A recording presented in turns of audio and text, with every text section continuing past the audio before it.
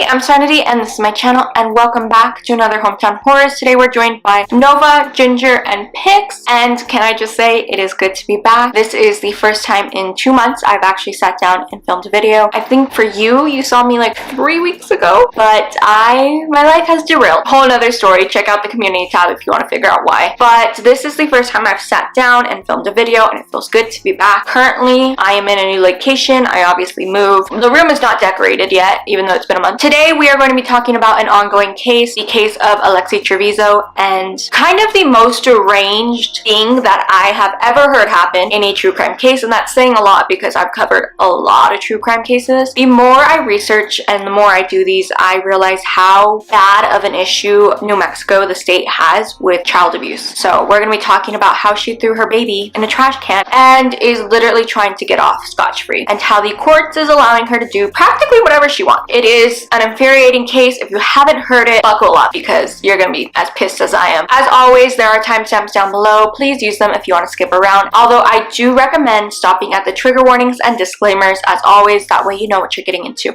especially with this one because the topic we are talking about is pretty heavy. So let's get into it. Hometown Horrors is a series on my channel. I grew up on true crime and have always been fascinated by why people do what they do, the whole nature versus nurture aspect. Hometown Horrors is basically where I take a case based in the county I was born in and talk about it. I was born and raised in El Paso, Texas, sister city to Ciudad Juarez, Mexico. There is this really insane phenomenon where Ciudad Juarez, Mexico is one of the most dangerous cities in the entire world, often ranked on the top 10 on the yearly analysis list. And until 3 years ago, I believe it actually is now 4 years ago, the anniversary just happened, El Paso, Texas had always been ranked one of the safest cities in America, often in the top 15. That was before an outsider with an extreme hate for Hispanics came in and massacred 23 people. El Paso, Texas has yet to make it back onto the safest cities in America's list yet. We are back on there, just not as high as we were. No matter how safe the city may be, there are always crimes being committed. As someone who grew up in the city, knows the ins and outs, and can tell you where exactly parts of crimes have taken place, I believe I have this insider knowledge that can help bring a certain perspective. As I said, El Paso was one of the safest cities for years, so there are only so many cases I'd be able to cover before I ran out. Thus, I'll also be expanding my horizons to other surrounding areas that I have been to, including Juarez, Mexico, Las Cruces, New Mexico, which is part of today's case, Horizon, Texas, Chaparral, New Mexico, and other surrounding areas. Before we begin, I do want to give trigger warnings for a lot of things. First is the abuse of a baby, the death of an infant. Really, anything you can think about child abuse, child neglect,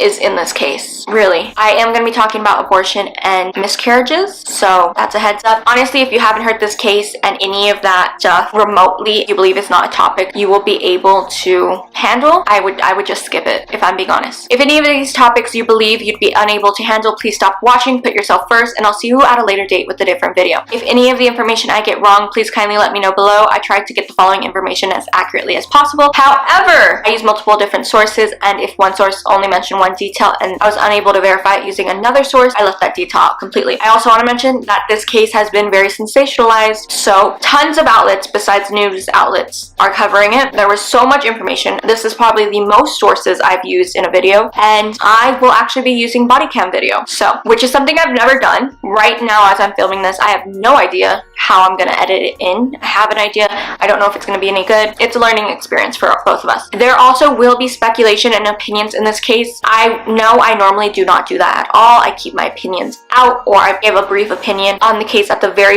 end. It's gonna be sprinkled in. With this case, I feel like it really is needed, especially since it's a developing case, and you'll understand as we get into it. There also will be a lot of body cam video, like I mentioned throughout my telling. I usually don't do this because usually all the news footage you see is at the beginning, the first minute of every Hometown Horror video. But with this situation, I really do feel like it is the only way to truly understand this horrendous case and see why I'm drawing my suspicions and conclusions from. And really the only way we actually know about this case is because body cam video came out. Otherwise, none of us would know about this. And as always, sources will be linked down below. I try only to use respected websites. If I'm looking off to the side of the camera at all, it is because my script is here. If I didn't have a script, I'd go off topic constantly. I apologize if it's any inconvenience. Lastly, this video is an informational research study that I am sharing for academic entertainment reasons only. I mean no harm to anyone mentioned, especially the victim, which is the baby. The family I couldn't care less about. So grab your blanket, grab a snack and a drink, and let's get into the video. On January 27, 2023, at the beginning of this year, as I'm filming this, a 19-year-old teenage girl from Artesia, New Mexico, arrived at a local hospital called Artesia General Hospital emergency room, complaining of extreme back pain. It was around midnight when she arrived, about 20-30 minutes before midnight, so it was the beginning of a new day. Artesia, New Mexico has an estimated population of 12,458 people. Per the 2021 report, it is part of Eddy County and is about 3 hours and 20 minutes or 204 miles away from El Paso, Texas, where I'm from. So it's long enough for me to go on a day trip. It's not that far, really. It's like driving to Albuquerque from El Paso. But based off of what I just said, obviously Artesia is a really small city with a really small population. And according to research, they only have one school district and 10 schools with only one high school, and the rest are pre-K through junior high schools. So back to the night of January 27, 2023, the local high school student named Alexee Trevizo entered the hospital along with her mom, Rosa Rodriguez. After being put into a private hospital room, routine tests began to be ran on Alexee to see the cause of her pain. Like anyone who has a uterus, those routine tests include blood work and urine samples to see if a person is pregnant. Alexee had these tests taken. Then it was discovered that the 19-year-old high school senior was indeed pregnant. The nurses presented this information to Alexee and her mother, where Alexee was adamant that she has never had sex in her life, making her a claimed virgin by her account. At this point, due to Alexee's initial reason why she went to the ER, being that she complained of extreme back pain, nurses gave her morphine and ketorolac for pain along with Zofran and onazistron for nausea. Now, ketorolac, Zofran, and onazistron are advised against using in late-term pregnancy since they are not FDA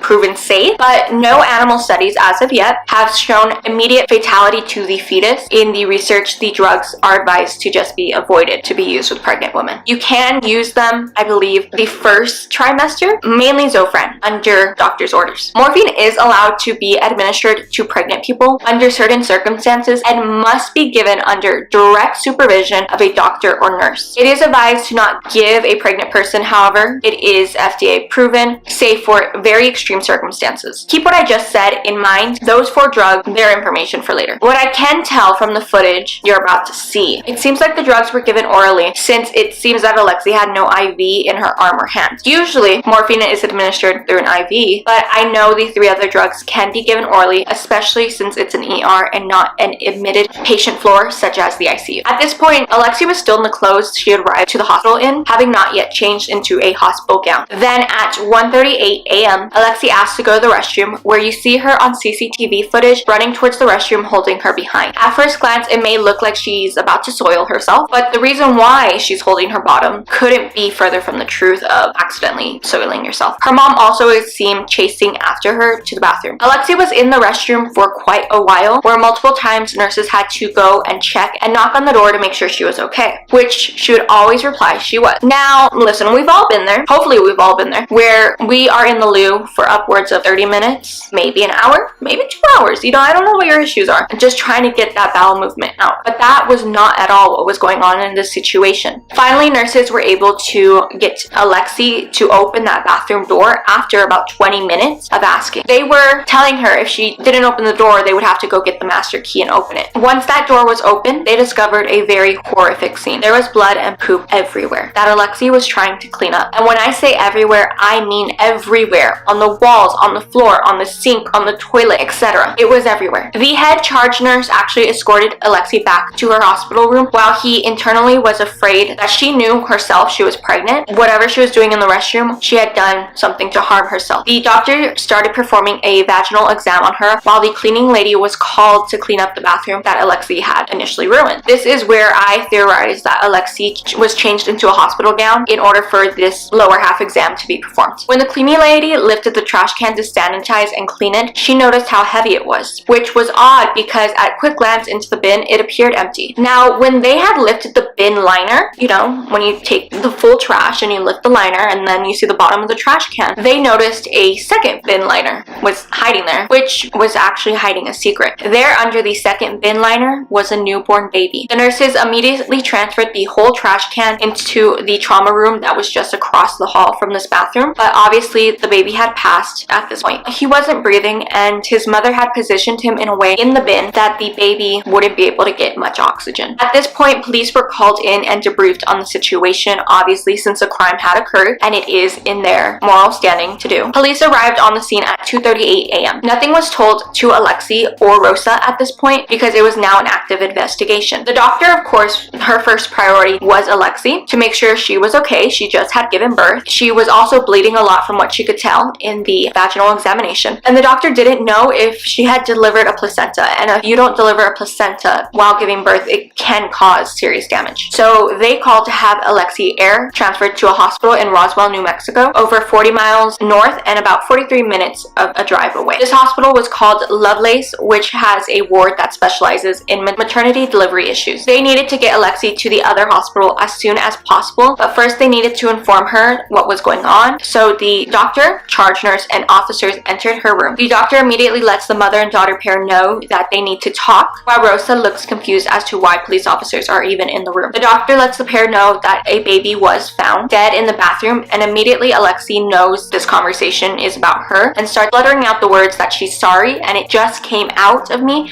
and I didn't know what to do. Rosa's response was odd though. She started lecturing her daughter, saying, and I quote, "I told you about this. All you had to do was tell me the truth." Then she asked what Alexee did to the baby, which is when the doctor interjects right there and says right now her biggest priority is Alexee's health and how they're wanting to transfer her to a maternity and delivery unit that I mentioned earlier. And the doctor wanted to ask for the mom's permission. However, the head charge nurse interjects and reminds the doctor that Alexee is in fact 19 years old and is a legal adult. And Rosa exclaims that she is still a student, which has absolutely nothing to do with it, but keep that student comment in mind for later. So let's cut to this footage before I continue and get too far into the story where you get confused. And then I'll recap more after the first clip. Heads up, I might be cutting some parts of the body cam footage out just for time, just because it might be silence or blank space, but know that the videos are actually linked down below in the order they appear in this video. So if you want to watch them in full, they're down there. It came out of me and I didn't know what to do. Lexi, I told you about this. You are detained. You are not free to leave at this point. Do you understand that?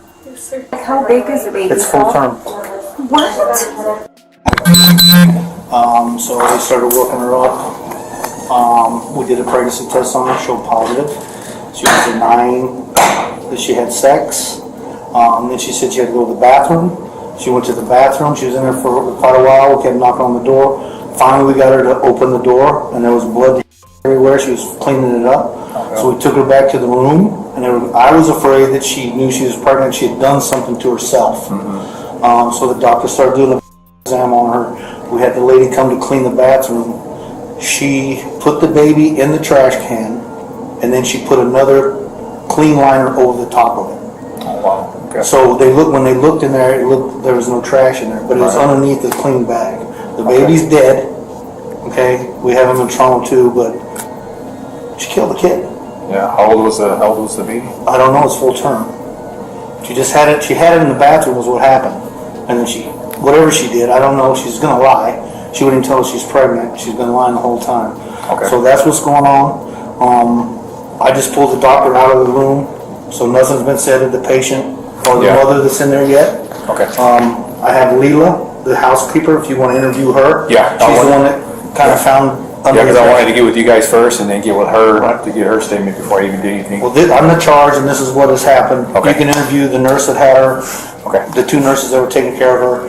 You can talk to the tech, which is Lori. She's the one that went in there and actually found it, because Leela's like, this is really heavy.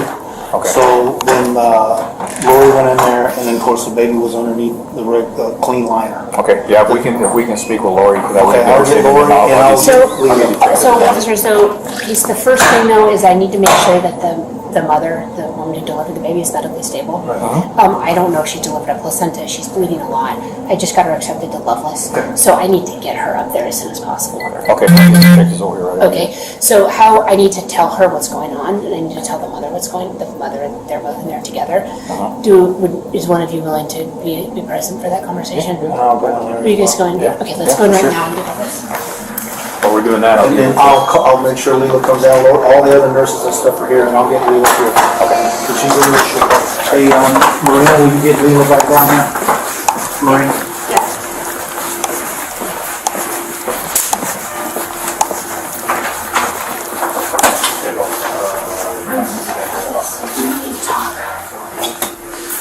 I'm sorry, we discovered a dead baby in the bathroom. Oh my gosh. I'm sorry. It came out of me and I didn't know what to do. Lexi, I told you about this. But it I just asked you, baby, to tell me the truth. scared. It was not crying or nothing. What did you do to it? Okay, stop right here. I Stop, just- stop. Number one priority, guys. Number one priority is she just had a baby. I don't know if she's delivered the placenta. She's bleeding significantly. Yeah. I've spoken to the obstetrician at Loveless. They want her up there as soon as possible. Okay. I obviously need your permission to transfer her for medicals. She needs to She's be good. 19. Oh, you're right. But she is a student too. She's still 19 you're, years you're old. right. You're right. She needs to. I'm sorry, I forgot she's A lot 19. came out of me. You need to make sure that you're safe. I need to send you to Loveless to labor and delivery. Will you please agree to that? Yes. Yes. Okay, great. I'm gonna work on that. In terms, I'm sorry about this, but in terms of delivering a baby and it looked like you tried to hide it, we do have to have the police involved. And nothing was crying. It came out with nothing. I know. But the baby's gonna have to be taken for autopsy and there'll be an investigator and everything. I'm really sorry, guys. I'm sorry. I'm so sorry. But we need to do this correctly. And I want to be transparent with you about what our steps are going to be. Okay. Officer, do you guys need to talk to her before we get her transferred? How long is it gonna be before you have to transfer I out? don't know. Are we working on Okay. Marina, do you think 20, 30 minutes? Yeah, hopefully, yes. Okay. I got detectives on the way, so they're gonna be talking for. Okay. Do you guys have, I'm the charge nurse here, do you guys have any questions for me? Like, how big is the baby? It's full term. What? Nothing, 9 months? nothing was crying. Lexi, have you watched the news of the girls that what they do to their babies and what they go to jail? Nothing was crying.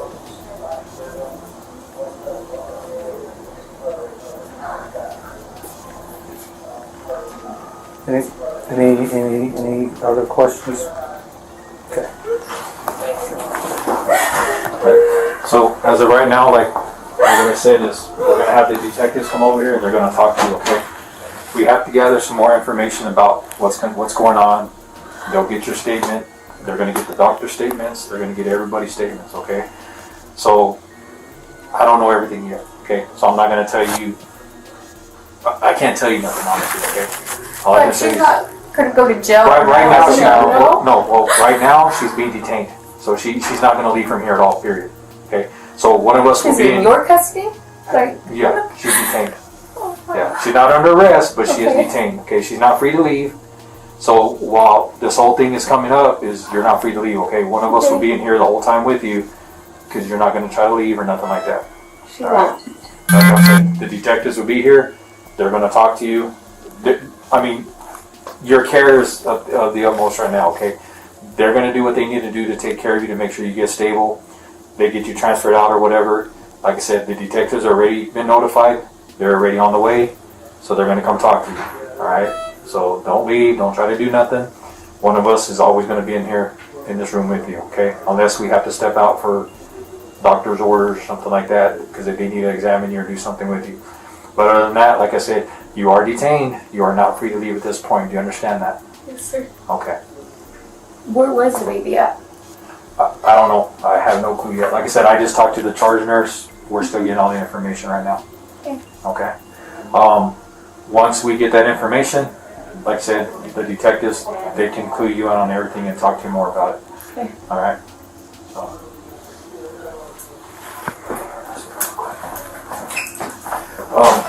Do you happen to have an ID on you, perchance? Yes, she does. Okay. Can we get that?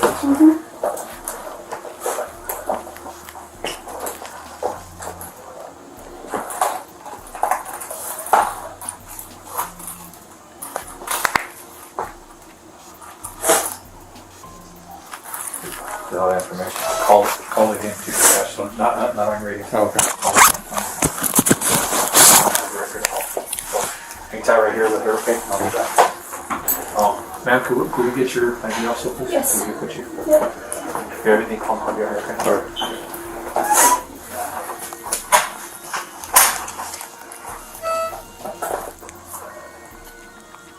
step out. I'm gonna call my husband. Yes. Yeah, you'll be fine. I'll be back.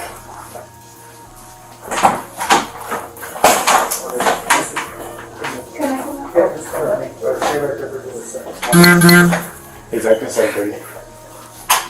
Hey, could you do me a favor, run these two and add to the record call? Okay, it'll be New Mexico DL, both of them, whenever you're ready. Where did you put the baby at? Tell me the truth. 517. That came out of your toilet bag? You put it in the bag? Yes. In what bag? Why did you say anything to us? Do you want to get in trouble for this now? You could get in trouble for this, baby. Mom, alright, just give it time, okay? Let her speak to the detectives whenever she's ready, okay? You ready for the second one? Second.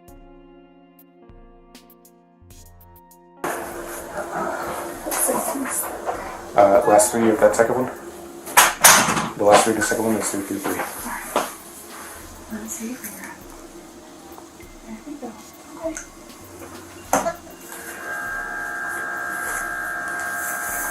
Awesome, thank you so much. Okay, so let's recap. Alexee uses very interesting language to describe the baby, and I quote, "Nothing was crying," which is dehumanizing the child, which, may I interject, that when babies are born, they don't immediately cry most of the time. Usually the labor nurses are seen warming the babies up by kind of like this, and with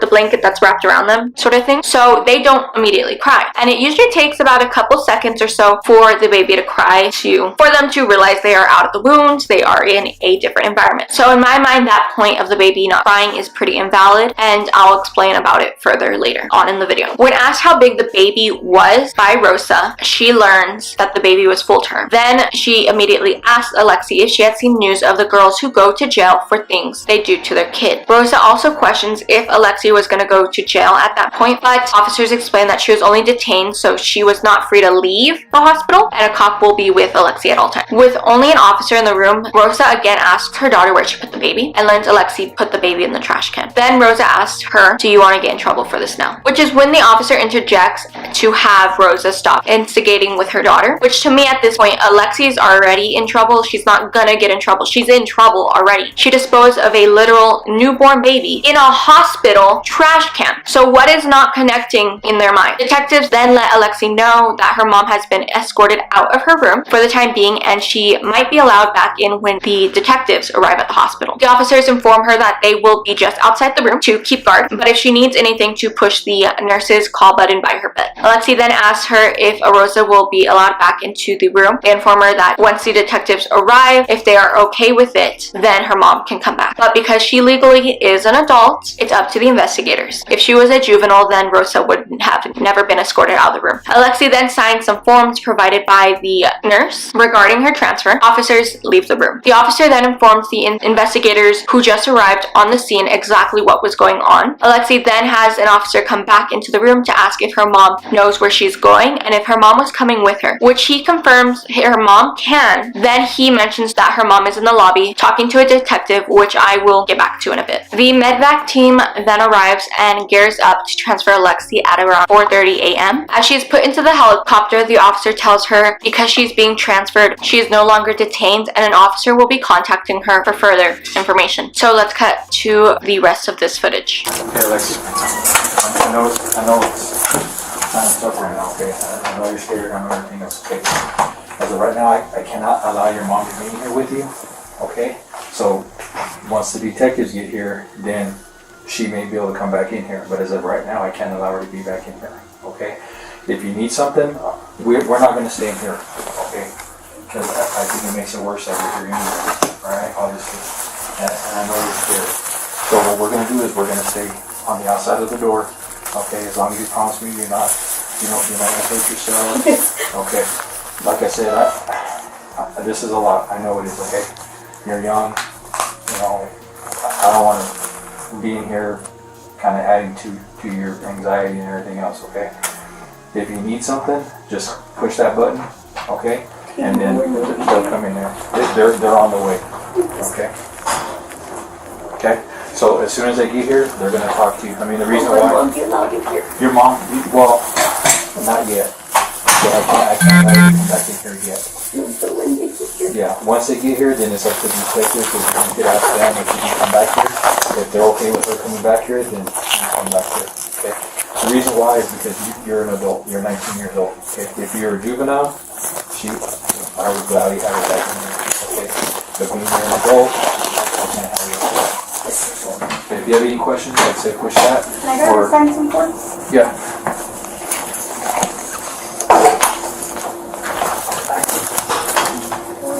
This is giving us permission to transfer you to Loveless. Dr. Barry is going to take them. You sign here.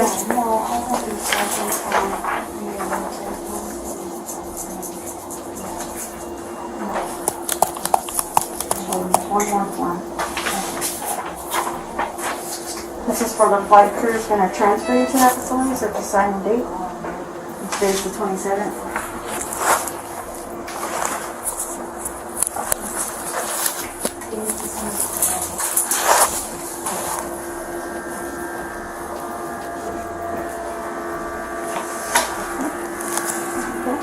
They'll be here for 30 minutes. They're going to transfer her in 30 minutes. Okay, I'll let them know. Okay, thank you.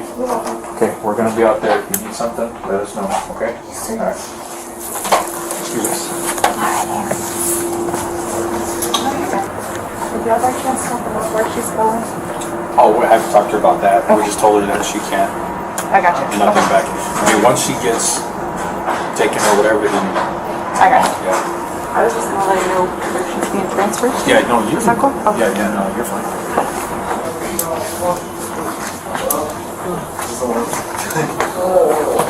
Messed up one. Baby. Put the baby in the bag. Full baby. She had the baby, the full baby. Right. She's still in there. She's gonna get airlifted out, transferred out because she's still whatever she's got going on or whatever. So they're gonna transfer her out. The housekeeper, I didn't talk to her too much. Just got a brief statement from her, got her information, and then the nurse that actually ran there, got the baby and opened the bag, and then they rushed her to the baby into trauma 1, and that's when they started working. So I got the bathroom closed off, and then I got the trauma room closed off because the trauma room, the housekeeper went in there because they called her to go clean it up. So obviously before she checked the trash can, she cleaned everything up. When she threw everything in the trash can, she looked it up, felt it was heavy, put it down. When she looked in there, that's when she saw the baby. Yeah. So then they took obviously the baby in the trash can, trauma 1, put the baby on the table, and then that's whenever they hit everything in there. I'll take it away. But other than that, so I got both of those closed off. Cool. Hospital's compliant? Hospital's compliant?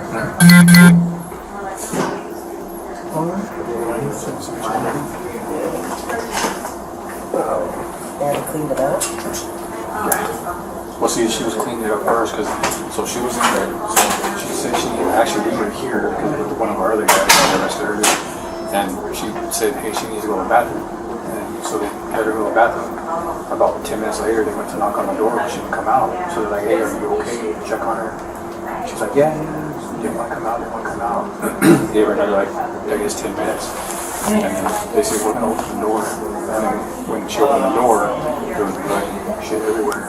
So they called housekeeping. They didn't know the baby was in the trauma. But the baby's still here. Yeah, they're still in trauma 1. That's why So I I had probably her need to closed go get out. blood mission and stuff out of the truck. But yeah, like I said, the housekeeper cleaned up the floor and everything first. And then when she put all her stuff into the trash can. That's when she felt how heavy it was. And then she looked into it. That's when she saw it. You said you're looking for someone to talk to your mom? Yes. Okay. Can you tell her that where I'm going? Yeah, no, she already knows. Detective. Is she going? Yeah, she should be. Detective's up there talking with her right now. So, you have any other questions for us? Okay. He's out here. Excuse me. I'll see how these wait.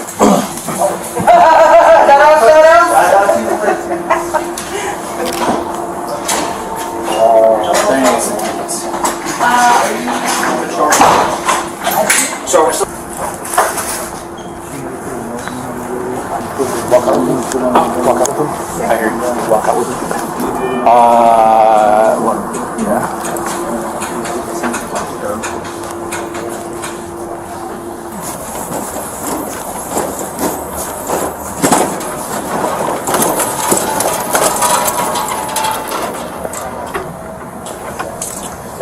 Put the chiller truck up on their ass. You know, because we sprayed a lot of water. And the chiller truck was running. They had to bring the unit out. Pull it out, but then the jacks were, they had to drive down the chute. The jacks frozen out because they couldn't put them in. Oh yeah.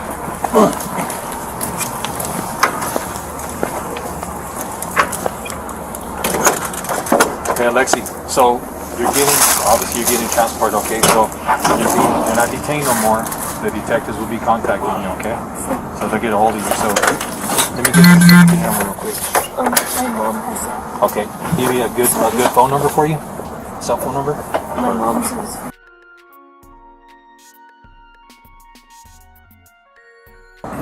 97?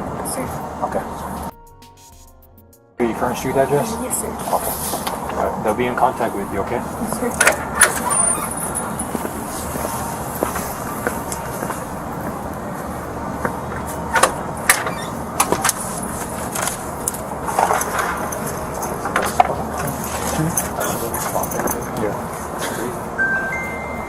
I'll be claustrophobic. It's roomier than it looks. For me, not for these guys. I don't know about that. Wow. Your feet go pretty much all the way up to the nose. Yeah. It's not too bad. How long does it take you to get?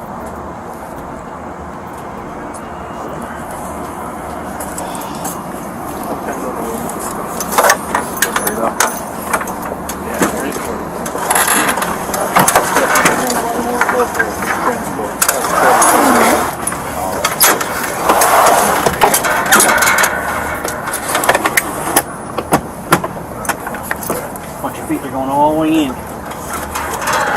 All the way under there, see? Once we get this thing started, we'll get some heat running. It's only going to be a short flight. I can't see a whole lot.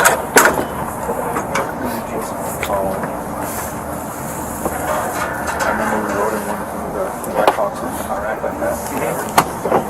While Alexee was in her hospital room, her mom was in the waiting room. At 4:19 a.m., Detective Gonzalez conducted a mini interview / statement. In the waiting room with Rosa was her husband and Alexee's boyfriend, whose name is Devin Fierro, and his mom, which means that in the past 3 hours, the three were called by either Alexee or Rosa to come to the hospital due to the situation. The detective informs Rosa that the baby is being sent for an autopsy up north, which usually means Albuquerque, due to the situation. And Alexee will obviously be getting treatment to make sure she is stabilized. Rosa then asks if Alexee will be arrested, which is when the officer explains that once the baby's autopsy results comes back, depending on what it says, the DA will decide if charges will be pressed against her daughter. When asked if Rosa is the grandmother in relation to the deceased infant, she is adamant that she's only Alexee's mom, which then has to be explained to her that if she's the grandma of the baby, which she kind of like repulsively admits to. Rosa then points to the woman next to her saying, "So is she," in regards to being the other grandma. Then the teen next to her saying, "That's the boyfriend." To me, at least in the way, it seems like Rosa is blaming Devin and his mom for the situation with Alexee. Hi, Rosa? Yeah, that's me.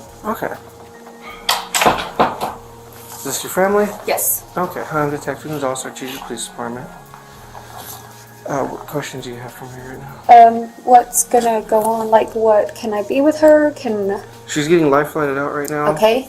So they're taking her right now. Okay. I haven't spoke to her at all. Okay. So, like, what? Like, what's gonna go on? Like, what's gonna happen with her? Like. So she's gonna get treatment before we even talk to her because she needs to be stabilized. So that's why she's getting life flighted out. Okay. Once she gets stabilized, we'll try and talk to her. The baby's gonna go up north for autopsy. More likely it will be done within the next day. Is she gonna get detained after, like, she's released? How? Get what? Like, are y'all gonna take her to custody or anything like that? Like, That depends on what the DA finds. We have to wait for the autopsy to come back to see what happened.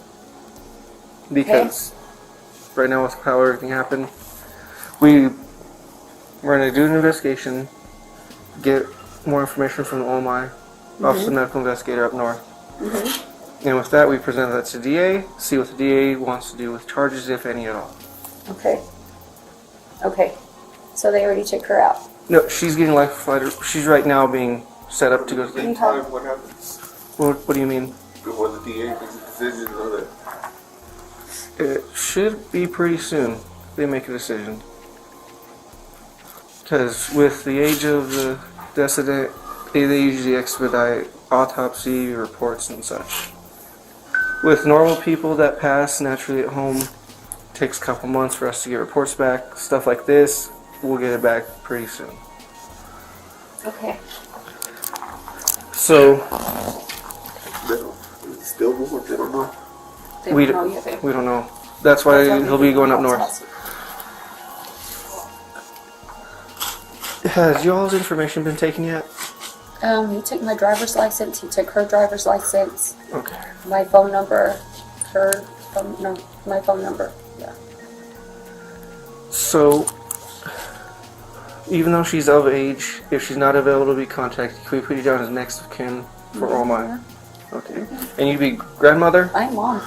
So you'd be I'm the her mom. you'd be the decedent's grandmother. Yes. Okay. Just wanted to make sure. So that's her boyfriend. Mr. Boyfriend, do you have a driver's license? Okay.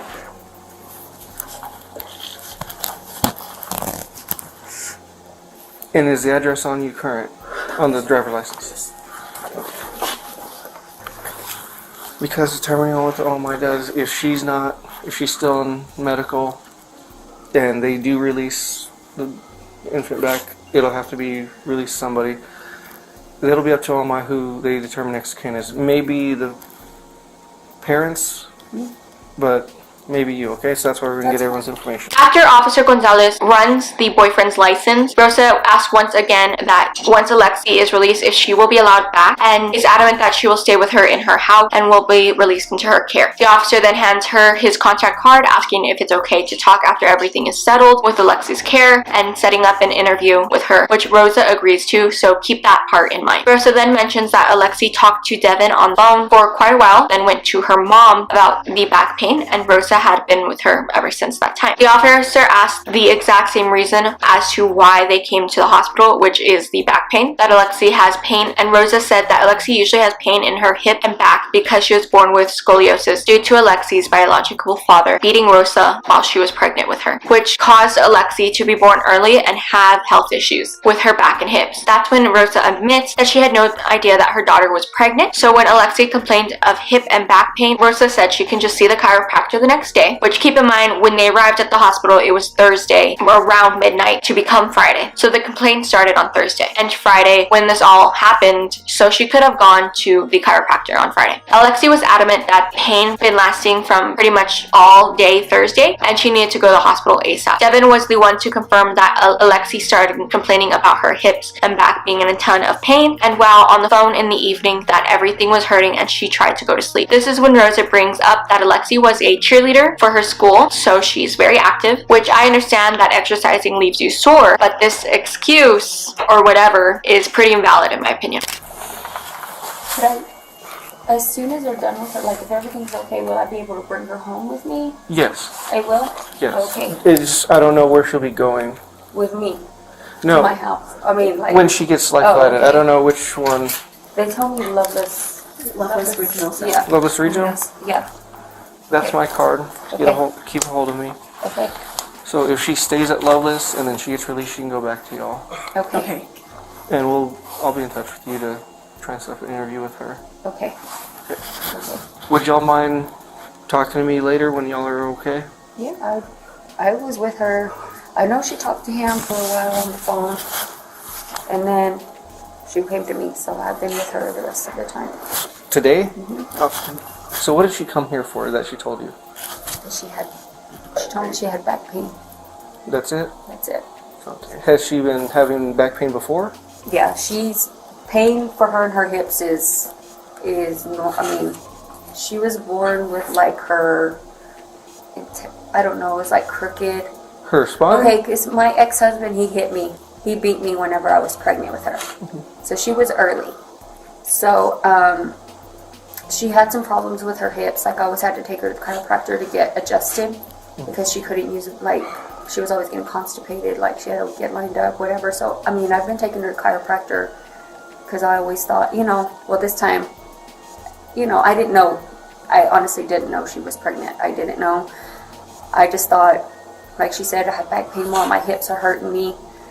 I think I need to go to the chiropractor. I said, okay, let's go tomorrow. But she was like in really a lot of pain, and you know. When did it start? Like the pain? Yes. Yesterday she said it was really bad, that her hips were hurting and her back. And then last night we're on the phone together and she said her hips were hurting bad, and I said, asked her if anything else was hurting, and she said just everything. And she went to sleep. But she's a cheerleader too, so she's big in cheers. They have cheer competition. She works out. I mean. And she's been active this whole yeah, time? she's been active this whole time. And who does she live with? With me. So Parents. Oh, that's yeah, 'cause she's in school. She's a senior. So.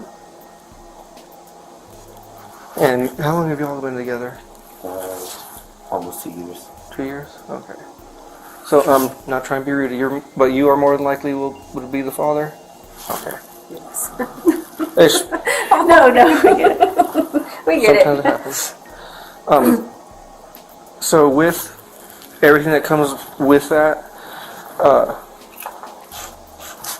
gets a little shaky when it's newborn, stuff like that. But with like death certificates, stuff like that, interpreting his sons, if you choose to use them, we'll be the ones to help you get those. Other than that, because that's all really you'd need, and they can help you with the afterlife care, okay? Mm-hmm. Do y'all have any questions for me right now? Okay. You have my number. You can. That is my work phone. If you want to text me or call me, I have my email on there as well. Okay. Sergeant and I got your information right. Yes. Okay. Let me give you my card too, so you can give me a call. All right. Just because I want to make sure everyone stays updated. Okay. Like I said, I don't know.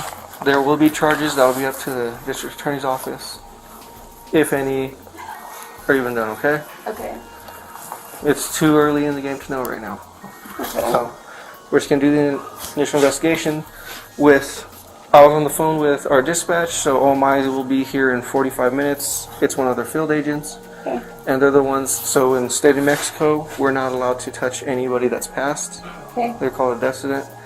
They're the only ones allowed to actually handle somebody. So we wait for them to even do anything. So hospitals allowed to do it because they do care, life-saving efforts.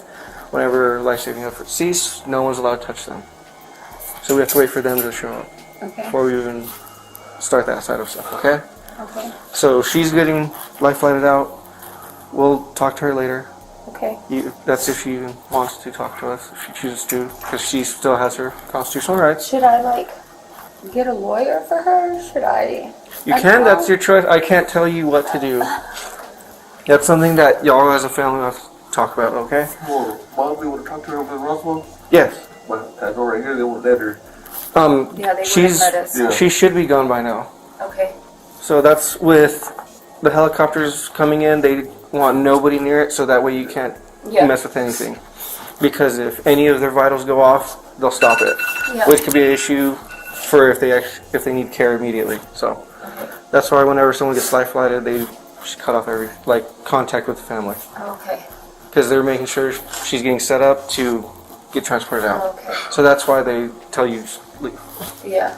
It seems very harsh, but it's because with the flight nurse, the flight doctor, they have to make sure everything stays constant. Okay. So she should be gone by now because she was already getting prepped whenever I came out to y'all. Okay. So with that, like I said, she'll be leaving. We'll stay here with the decedent and go from there, okay? Okay. So once she gets to Loveless, it's up to Loveless if they'll let you back there. Okay. All right, because she is of age, so with COVID and how everything goes, it just depends, okay? Okay. So if before you make the drive, I'll call, see if that's available, Okay. and just let them know what's going on, and we'll just let your family and that if it's possible. Okay. All right? Okay. We'll be here if you need anything. Well, I'll be over there, and I'll Okay. just be waiting, all right? Okay. Thank you so much. All right, folks. The officer explains how the baby's death certificate is going to work, the baby's care and autopsy, and gives Devlin one of his work cards. And then Rosa asks if she should get a lawyer because, as the officer explains, it's Alexee's constitutional right if she chooses to talk or not, and is told it's up to the family if they want lawyers. It then explains the reason why Rosa was escorted out of her daughter's room, and it was because the medvac team needed their vitals on Alexee to be 100% accurate, and since she's an adult, her mom couldn't fly with her to the other hospital because if she were to accidentally touch something, the vitals could go haywire, which makes sense because when you see the helicopter footage, Alexee is literally strapped down fully, like she can only move her head. So because she's a legal adult, no one else can be in that helicopter, and that helicopter was really small. Once she arrives at Lovelace, the parents should be notified, and they should ask if they are even allowed back with Alexee, since post-COVID regulations might not allow it before they make the long drive, which makes sense. So let's back up a bit. In the clip I showed you, you can see the officer asking how long Alexee and Devlin have been together, which he says was 2 years. So probably about sophomore year. That means if my math is correct, they have been together since about sophomore year, and when Alexee was about 16, 17-ish. Now, we've all been in high school. At least I hope we've all been in high school. Couples who have been in a relationship for that long of a period are no doubt having sex. It's plain and simple. And we're gonna find out that Alexee was literally on birth control, which birth control doesn't have to just be for intercourse. It could be for a variety of things, but still. But let's be for real. That long of a relationship, like unless the couple was really religious, then maybe not. But I went to high school where the Mormon church was down the street, and a few of my friends were Mormons, and even they were doing stuff not allowed in their Bible, if you catch my drift. Anyways, so the fact that Rosa was shocked that Alexee was having intercourse is really shocking to me because she also was upset that Alexee didn't tell her, which is like she's been with her boyfriend for 2 years, but also how many kids actually start telling their parents, hey mom, started having sex, you know? Unless you're really close with your parent. I don't know many people who would do that. Then the officer asks if Devin would be the father, and both moms agree,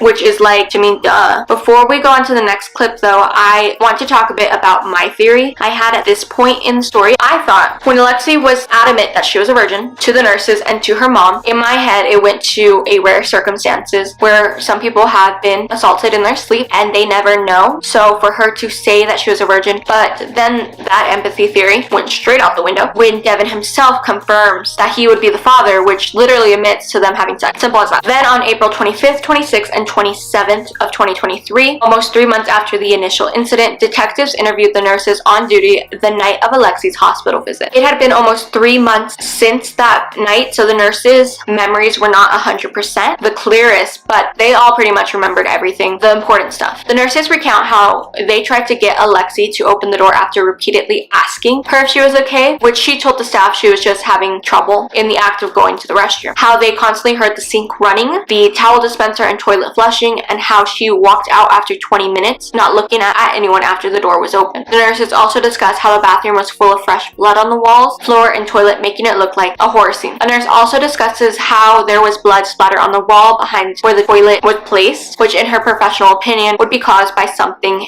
being pulled or ripped apart or out of places. It was initially unclear as to what this blood was from. The staff immediately started caring for Alexee like if she had a miscarriage. Apparently the doctor explains to Rosa and Alexee that from what she had seen in the bathroom, they believed that she had had a miscarriage, which the duo begins quipping back and forth over. Alexee also has blood all down her legs when she left the restroom, but her sweatpants were hiding it. Around 2 a.m., the cleaning lady was called to clean the ER patient bathroom, where she described the mess of the bathroom. And after cleaning the whole bathroom twice to make sure it was properly sanitized, she went to grab the garbage bin, which is when she discovered the baby. The bin was a bit heavy, which at first the lady just thought it was because the trash bags that they keep at the bottom of the bin for easy access during cleans, routine cleans, which makes sense that keeping the roll at the bottom, there would be some weight. Obviously, after cleaning the restroom, the last thing you do is take out the trash first. That would be the last thing you do. So she gathered the trash bag to replace it with a fresh one. That's when she noticed that there was a baby at the bottom of the bin, which explains the odd weight of the trash bin. The baby was in the trash bag with trash placed on top of it and the bin liner hiding it. So at first glance in the trash can, you wouldn't see the baby unless you went through all the trash. The baby was purple and pink in color, but not bruised, and he had hair on his head. The cleaner then calls for a nurse to see what she had discovered. When the nurse picked up the baby and saw that the trash bag he was put in was suctioned to his face. The nurse then called her charge nurse, who took the baby to the trauma room across the hall and called for the doctor. The charge nurse describes how he went into the restroom, what he saw, and after transferring the baby to the the trauma room, he realized that there was no sign of life of the newborn. He brought the doctor into the room and they knew the baby was gone. One of the nurses estimated that it was about 10 to 15 minutes since Alexee had left the restroom by the time the baby was discovered, so there was really no chance for him to still be alive and breathing, especially since he was physically placed in another trash liner, tied off, put at the bottom, with another trash liner on top of him to cover the bin and to hide him. The nurse told officers that he believed that Alexee knew she was pregnant and was trying to hide it from nursing staff, which he attributes to her wearing extremely baggy clothing, repeated lies towards medical staff, and when being examined, she would not sit still for even her basic vitals like blood pressure. Another nurse also believes that Alexee knew she was pregnant and was trying to hide it from her mother for quite some time, because she describes how Alexee was taking weight loss pills, which I will touch on later on in the video. The nurse to initially discover the baby described how the umbilical cord looked like it had been torn apart by an animal. This is when police were called and Alexee and her mom were told about the baby being found. The charge nurse asked Alexee why her baby was in the trash can, while another asked if the baby had even taken a breath or was he breathing at all, which is when Alexee stares at this nurse when she asks if she can tell her that she was having this really bad abdominal pain, and when she was put in a hospital room, she got this feeling that she needed to go poop very badly. So when she went to the restroom, the baby just fell out, but when she held him in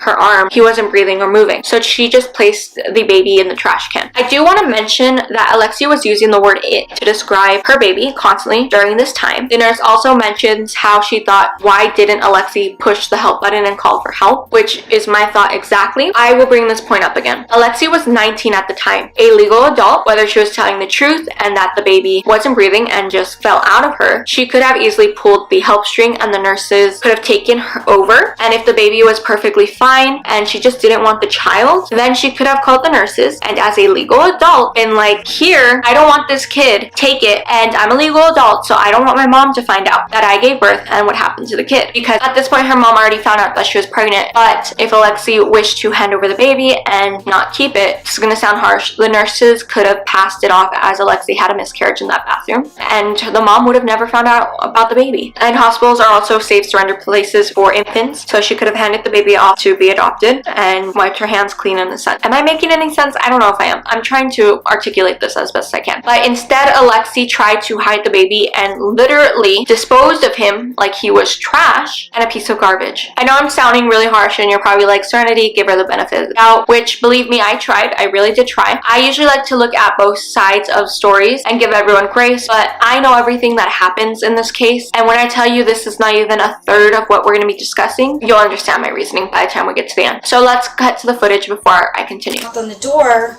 and I said, "Are you okay?" And she said, "Yes, I'm fine. I'm just having a hard time going to the bathroom," is what she replied. So I was like, okay. At some point I went and kind of checked on her, knocked on the door, seen if she needed anything. She denied. She said she didn't need anything. Did you hear anything? I didn't hear anything. Flush, toilet flush? Yes, after a while I started hearing, so I probably checked on her 2 to 3 times, I'm not exactly sure. And then I just kept hearing paper towel dispenser and flushing and like the water running. And I knocked again, did she need anything? Denied anything. And then eventually it got to a point where I said, you need to come out. And I asked the clerk to get the key to unlock the door, because obviously she locked the door to go to the restroom. And whenever we finally had the key to unlock it, she opened it and just kind of walked out. Did she say anything at that point? She didn't say anything. She was just looking kind of straight past me. And saw it was like blood everywhere, like on the walls, on the toilet. It just looked like a horror. The toilet's right here where you're at, and then the sink's right here. It was like up this way, blood splatter. What if, like, in your line of work, what would cause that kind of splatter? I think something that got pulled out or ripped. Like if you rip something and blood just went, it was like once you see the photo, you'll see what I'm talking about. It's just. so like you say, like rip, like something went like that? Yeah, like when you rip something, or if you cut something and you go, like you swing your hand and blood just splatters. Okay, so that's how it looked. Oh, so this was fresh to you? Yes, this blood was fresh. You could even smell it. we didn't know what this blood was from. We were a little concerned that maybe she had, known that we were going to figure it out and that she might have harmed herself or something in the restroom, so the doc wanted to go check her, but obviously that wasn't the case. Oh, she came out of the restroom. There was trail of blood from the bathroom back to her room. We went to her room. I went to get her undressed. The doctor came in, explained to her that she had a miscarriage. Her mom had a back and forth about it. The doctor said she had a miscarriage? Yeah. Okay. She said it seems, essentially, like, I'm not sure the exact words, so it was a few months ago, but she said, it seems that you've suffered from a miscarriage, which didn't seem totally abnormal. It seemed awful miscarriages before they were very bloody. Right. And so... was she bloody? Mm-hmm. Like and then her legs? And yeah, she had blood all down her legs, and then there was like blood in the bathroom everywhere. So where exactly was the blood and how much? It was a good amount. It was like on the floor. Bathroom. I was called and to go clean the patient's bathroom in ER around, maybe 2 o'clock or so, I think it was the time, I'm not too sure. So when I went in there, it was a gory, bloody massacre mess. Could you describe it if possible? Yeah, there was blood everywhere. There was blood on the floor, on the wall. Do you remember which wall? The one behind the toilet, and then the one on the side, right here. There's the one where the toilet sits, back of that. Yeah. And then on the side. Where the call button is? Yeah. Okay.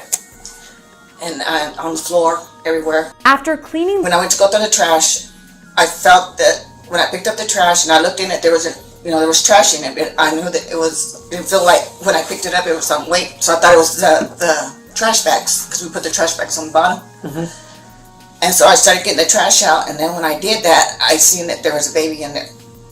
And that's when I freaked out, and I called Lori and HT, or the nurses up front, and because there was a baby in the trash.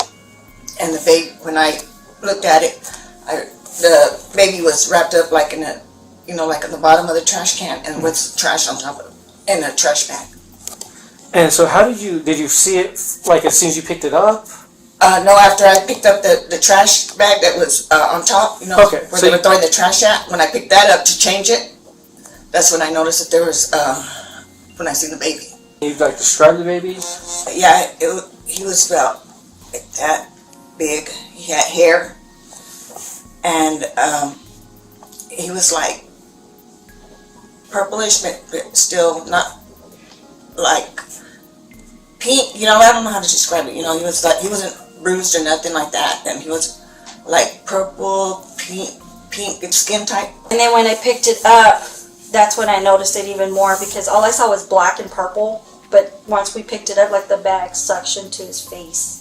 And that's when I yelled for my charge nurse, which was HT, and I told him, hey, she put her baby in the trash can. So I handed the baby to him, and he took off to the trauma room and opened up the bag, and then that's when we went and got it. I go in the bathroom and she goes, something's in the trash can. I'm like, I looked in there, there's a clean liner. I'm like, what are you talking about? She goes, pick it up. I picked it, I could feel the weight. I knew then we had a serious problem. I just grabbed the trash can and went right across the hall into trauma 2. The liner was pulled out, but there was another trash bag in there in the bottom, but it was all it was rolled up. So I had to tear it apart. And then, of course, I saw the baby in there. So I pulled the baby out, got him on the bed, checked for signs of life. There was absolutely no life whatsoever. I immediately came out of there after I did that, went into the room where she was performing the vaginal exam, and I immediately told her, you have to come out now. And she came out, and we went into trauma 2, and she reassessed the baby. At that time, between me and Chris and her, we determined, there was no reason for us to begin any life saving. The baby was completely gone. Enough. Tell if the baby was alive or they did passed. not look alive. It didn't look alive. It looked. But also, I think the time had passed since she left the bathroom, and it being in the bag, it was just. How long do you think that was?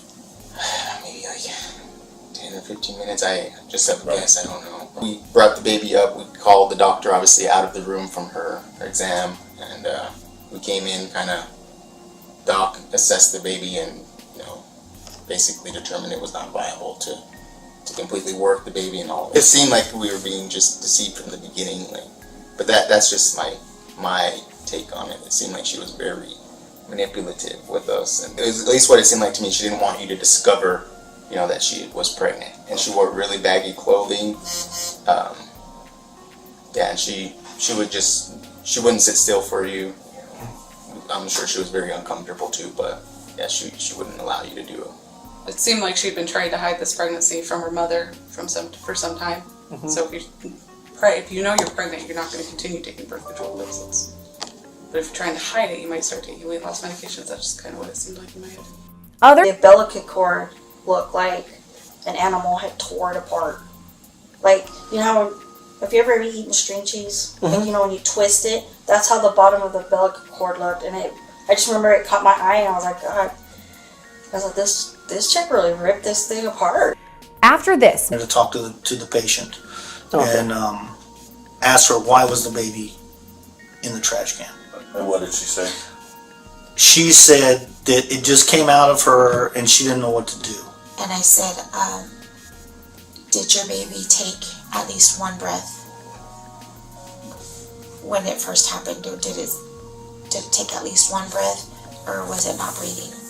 And then she kind of looked at me in the face and the eyes, and she was like, well, can I tell you? And I said, tell me what? And she said, so I've been having this bad abdominal pain, she said, and we came here to the ER, and when they brought me back here to this room, I felt like I needed to go poop. She said, and I asked if I could go to the bathroom. She said, and so when they said, yeah, that I could go to the bathroom, she said, when I sat on the toilet, she said it just all fell out. And she said, but when I had it in my arms, it wasn't breathing, it wasn't moving. And so, of course, you want to be very, very judgmental at that time, and you have to bite your tongue sometimes, but my first reaction was like, I wanted to say, hey, well, then why wouldn't you call us for help? But I didn't. She said, he wasn't moving, he wasn't breathing.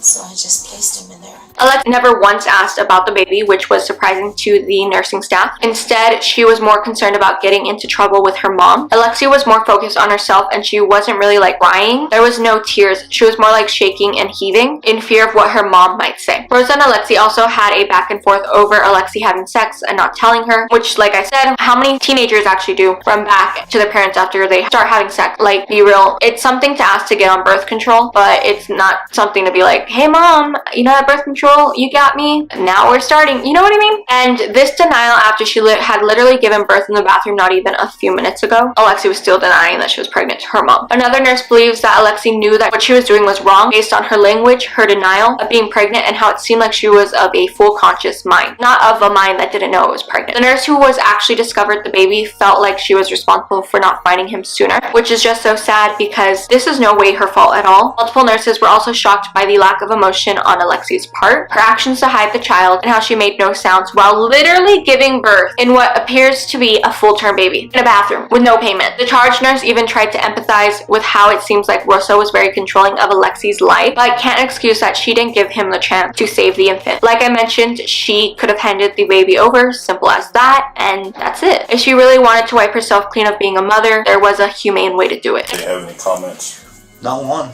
Really? I was really surprised not one person asked me about the baby, if it was alive, if it was dead, if it was a boy, if it was a girl. No one asked me anything. She didn't even ask. No, she didn't ask. The only thing she started doing was crying and started talking about she didn't know what to do. Not one. I've never seen I've delivered multiple babies and I've seen multiple miscarriages and I've never seen a reaction like that. And I don't even know what to say about that. I've never seen anything like it in my life. How would you describe the reaction? I think there was no emotion except for herself, and she really wasn't even crying tears. She was just, and the only thing she was upset about was that I think she was going to be in trouble with her mother. She didn't say anything about what had happened. She was just essentially worried that she was just going to get in trouble. So that's what I mean. Were those the questions she was asking? Like what's going to happen to me? Like that kind of thing. Did she ever ask about the baby? No. Not once. She essentially was scared. She was worried that she was going to get in trouble. She did have the back and forth with her mother that was just about like, they had said, oh, the mom was upset because she had had sex and hadn't told her. So they were going back and forth on that, and then she was just denying it, which was a little out of the, wasn't really deniable at that point in time. Right. So the patient was denying having sex at this point to her mom. Yeah, she was trying to state that she was still a virgin. After she came in from the bathroom. Definitely knew what she was doing and what was doing was wrong because of the way she was talking to me, you know, just stating, you know, I didn't realize I was pregnant and, you know, but I'm taking birth, you know, so, I mean, she was panicked, but, you know, I didn't see her being in a state of mind where she did not know what she was doing. Things in the wastebasket, I usually pick it up and take it out, but I didn't that night. And then, like, I've been kicking myself on this because I feel like, you know, if I would have just taken it out, I would have seen it. Well, no one prepares for that type of thing. You know what I mean? Mhm. Most people don't act like that. So don't blame yourself for it. Yeah. Because it's not a natural thing to do. I mean, it's just hard because I'm a mother, I'm a grandmother, and I've dealt with death before, but never like this. Right. You know, like, it was horrible. I'm just going to tell you this. I've never, ever seen a reaction like that girl. I don't even know what to say about it. There was zero emotion. I don't even know what to say. I've never seen anything like it. I've seen women that are only married, or not married, but pregnant for 6 weeks and they lose that baby and they're a mess. You know what I mean? That girl went in that bathroom, made no sounds at all, and the baby came out of her. And had, I don't even know how she functioned that way. To do what she did and with no emotion. I've never seen anything like it. And it was a pretty good sized baby. Pretty good size. It looked term to me. Yeah, me too. I mean, it was term. I can't tell you that was, but the only thing that upsets me the most is I understand she was scared, and I think her mother had a big dynamic on her, and I understand that. I mean, I think her mother was probably pretty controlling. I don't know that. I'm just speculation. But she gave me no chance to save that baby. I had no chance, and that's not what I do. My job is to save lives, and I had no chance on that baby. She gave me no chance. And we are a facility that you can drop the baby off, no questions asked. You can just leave the baby and go. I don't care, you know, as long as you bring the baby to a safe. We are one of those type of hospitals, so it's hard to fathom what was going on in her mind. I don't know. I've never seen anything like that, and I pray to God I never see it. Now onto the ER doctor's statement. This took place on April 20th, 2023 at around 3:10 p.m. and it looks like it was conducted over a video call. The doctor runs through the basics of the patient profile before the incident happened. Alexee complained of back pain after cheer practice, went to sleep, but woke up from the pain and woke her mom up to bring her to the hospital around 11:30 p.m. Alexee wouldn't let the doctor examine her and asked if Alexee was pregnant straight up. Rosa responded under no circumstance could she be, that she had been buying Alexee pads every month, which is like, okay, what kind of excuse is that? She could be fake using them. She could be taking them to school and giving them to friends. And if she fakes using them, I mean, who's really going to open up a used pad? That's like very unsanitary and gross. The doctor also discusses that she thought the back pain might be due to a tubal pregnancy, which the hospital didn't have the right equipment to look for. At this time, they didn't know how far along Alexee was. It was just a basic yes or no pregnancy test that they did on her. So because the hospital didn't have the necessary equipment, Alexee would have to be transferred for the right equipment, which remember, this is a very small town, this is a small hospital. While waiting for some results, Alexee was in the bathroom doing, well, you know what, and the doctor then does a pelvic exam after the incident. When she sees Alexee's opening up to her uterus, the cervix was wide open and Alexee was bleeding with blood pretty heavily. As the doctor was cleaning up Alexee's blood between her legs, that's when the nurses were discovering the baby in the bathroom. The doctor also talks about how when she arrived at the trauma room number 2, she knew the baby was long gone. There was absolutely absolutely nothing she could have done to resuscitate the baby. She then worked on transferring Alexee to Roswell for further care, and when all officers arrive, they tell the mom and daughter duo about what they found in the bathroom. In response, the mom starts screaming, "I knew it, I knew it, I knew it," repeatedly, which this is after the pair swore there was no chance that Alexee was ever pregnant. Which for me, I question up to this point with Rosa's reactions if she had a sinking feeling that her daughter was pregnant. I'm gonna come back to this bit later, but let's watch the footage first. She presented, I want to say it was around 11:30 at night. I don't have the chart in front of me, so there's some details I'm going to have to sort of guesstimate from my recollection. Her presenting complaint was for back pain. She was brought in by her mother. We were told that she began having back pain after coming home from cheerleading practice. Sounds like she had gone to bed and then woken her mother up. And so her mother brought her in. And when I initially evaluated her, she really wouldn't sit still. She wouldn't really let me examine her. She had on a very baggy sweatshirt. And, a 19-year-old with back pain, the vast majority of the time, that's not going to be anything serious. But she was just not really acting right. And so I became concerned that there was something else going on, potentially a kidney stone or something like that. I asked the patient and her mother if she could be pregnant. Her mother said, no, under no circumstances. I've been buying pads for her every month. And so I ordered our normal evaluation, which would be some basic labs, including a pregnancy test, as well as a CAT scan of the abdomen and pelvis to make sure she didn't have a kidney stone or something like that.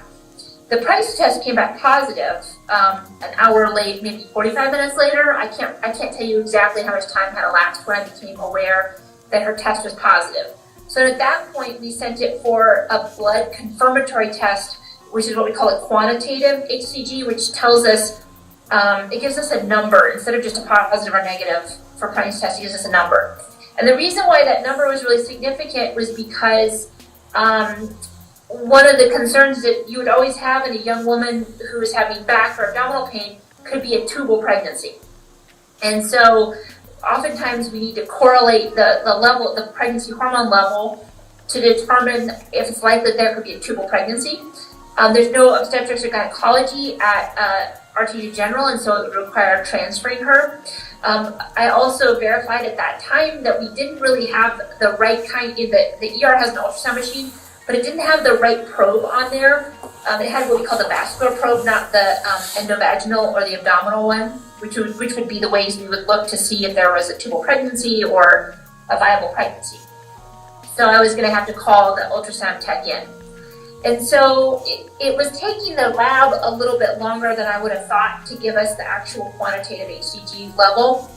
And so at that point, I started getting very nervous because I figured, well, maybe it's a really high number, maybe they had to dilute it down. And I wanted to check on the patient, and I asked the nurse where the patient was, and he said, well, she's in the bathroom. And I said, oh my goodness, how long has she been in there? And she'd been in there for like 20 minutes. And so at that point, I became very concerned. And I said, you need to get her out of there right now. So it took a while for them to find a key. The nurse was knocking on the door, and we heard the toilet flush several times. And so at that point, finally, the door opened, and there was just blood everywhere. And so even though we didn't have the right probe for the ultrasound machine, I felt like I'm just going to look, because I had already called the tech in, but the tech wasn't there yet. So I took her directly to the room and did a ultrasound. I couldn't see anything. Again, it was the wrong probe. It's not the right probe to even, I don't even know if you could see any, it's the kind of probe that we use to put special IVs in the neck. Mm. So it wasn't the right kind of probe. But she was bleeding a lot, and so we went directly from doing the ultrasound, and again, I was waiting for the tech to come in, to doing a pelvic exam, and it probably took me 10 or 15 minutes to, when I did the pelvic exam, her cervix, the opening to the uterus was just wide open, and there was just blood pouring out, and I was really mystified as to what could be happening, because I thought, well, maybe she's having a miscarriage. It probably took me 10 or 15 minutes to evacuate all the blood, and just as I was finishing with that exam, the charge nurse came into the ER and said, I need you out here right now. And I walked out into the main department. The nurse was still in a different nurse was still in the room with the patient, trying to get her, clean her up after the exam. And the nurse said, the charge nurse said, the housekeeper and the secretary found a dead baby in the trash can.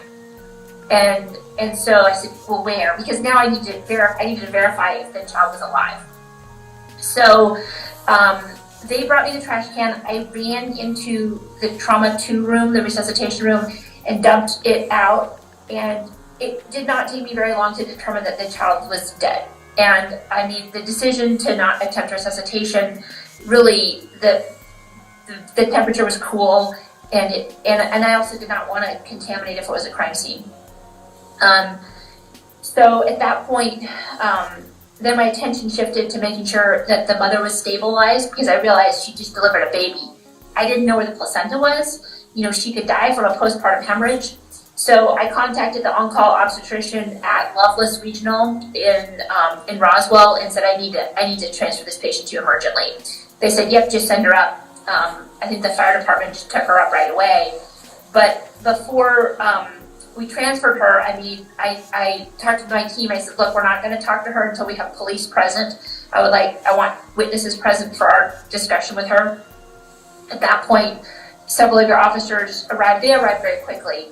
And we went in and I said, we found a dead baby in the trash. And she said, well, it came out of me and it wasn't moving, so I just put it in the trash. And the mother started screaming at her, screaming, I knew it, I knew it, I knew it. This is after they had both sworn up and down that there was no chance she'd be pregnant. And so at that point, once we got her transferred, and I believe that the officers called for, I'm not sure what steps they did, but we made sure we didn't touch the dead baby. We didn't do anything because we did not want to contaminate the crime scene. And that's been documented, and that's it.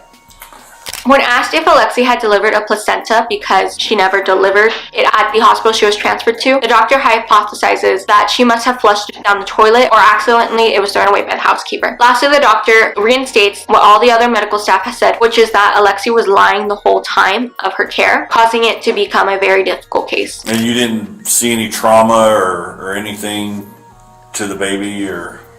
I don't have a very good recollection of that. My brain was 100% focused on, is this a patient I should try to resuscitate?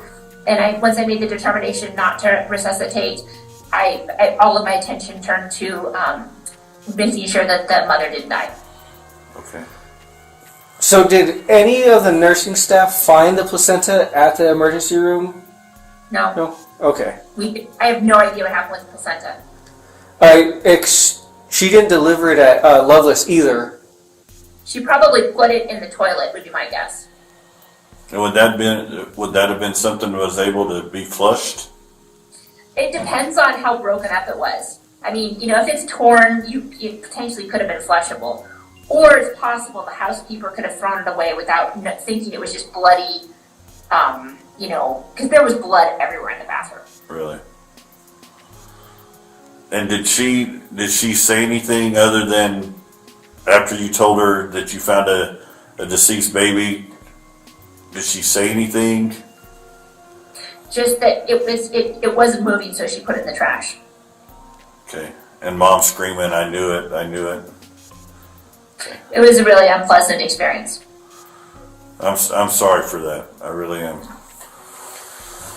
Is there anything you think we should know that we haven't asked? No, I mean, you have autopsy results and you can, obviously make your decisions based on that. She was extremely duplicitous. She lied to us the entire time. It was it was an extraordinarily difficult case. The nursing staff were distraught. The housekeeper was distraught.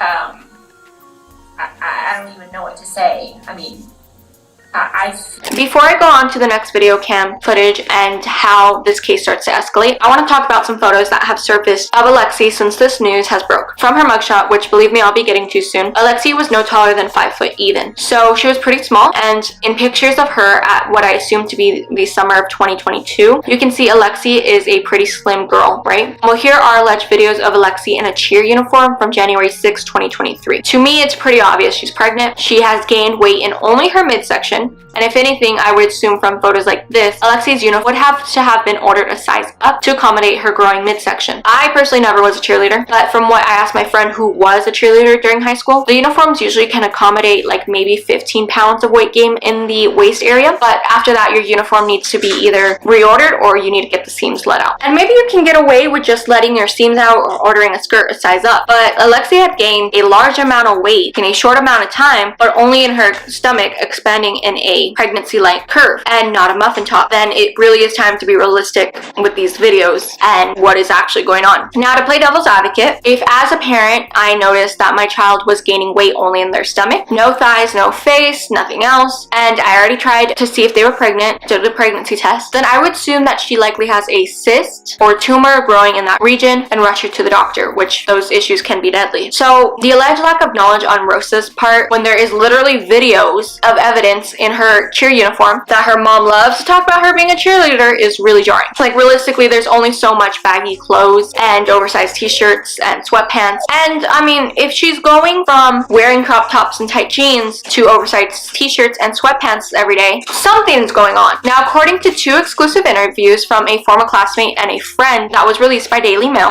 so take what I'm gonna say with a grain of salt because it's the Daily Mail that I am literally talking about. The classmate said, and I quote, "Alexee was a master manipulator to everyone. She had several friends, but very few close friends. One minute she could be friendly with you if she wanted something, then pretend that you didn't exist the next. She had this attitude about her that she was better than everyone else. It was almost as if she looked down on you. She thought she was the best cheerleader at the school because she was friendlier with the cheer coaches than most of the other girls." Alexee also spent most of her time with her boyfriend Devlin Fierro. On November of 2022, friends said the talks of Alexee being pregnant began around school, which at the time she would have been about 7 months along. But Alexee constantly denied it whenever someone would ask, but that didn't stop rumors from staying rampant at the school. And I quote, "A cheerleading coach even asked her if she was expecting, and Alexee again blamed her weight gain on taking both birth control pills. We didn't want to get into her business. The last thing you want to do is ask someone who looks like they've gained weight if they're pregnant." But looking back on it, this friend claims Alexee only ever wore baggy clothing when she never really had before. That's not all though. This friend reveals that Alexee had already picked out a name for the baby, Alex Ray Fierro. She knew she was pregnant and she had picked out a name that has been confirmed because it was put on the baby's death certificate. That name, Alex Ray Fierro, Alex for Alexee, and Ray, which is her boyfriend's middle name. Fierro is his last name. That doesn't sound like someone who didn't know they were pregnant. In fact, that sounds like someone who put a lot of thought into a baby name, one that even includes a middle name. She named the kid after her and her boyfriend. On April 26, 2023, at around 3:24 p.m., the detective is seen on body cam footage at Artesia High School in the parking lot attempting to interview Alexee, who's just ignoring him. And he reminds her that she is a legal adult. Take a look.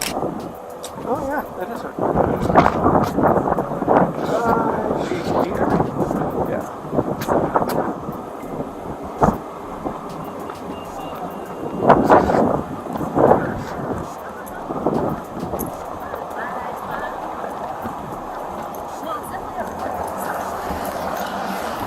Miss Trevizo, you're an adult.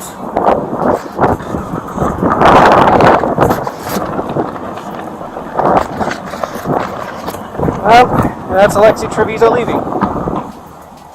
That same date at 4:08 p.m., the detective calls Rosa's phone number, trying to get in contact with Alexee when Rosa gets defensive about why Detective Gonzalez went to the high school and not going directly to her house to look for Alexee. This is when the case gets pretty dicey, and you see how Rosa begins to hinder the investigation. The detective explains that he needs a face-to-face record, that Alexee will be speaking to detectives with a lawyer present for any interviews. A simple statement makes sense, right? Not to Rosa. She calls Alexee over and says over the phone about her talking only with a lawyer to tell the detective this. However, again, this statement has to be made face to face. So Rosa interjects that the detective can come over to their house right now. In my opinion, Rosa is getting pretty defensive, and Alexee literally sounds like she's being coached and really doesn't care nor know exactly what's going on.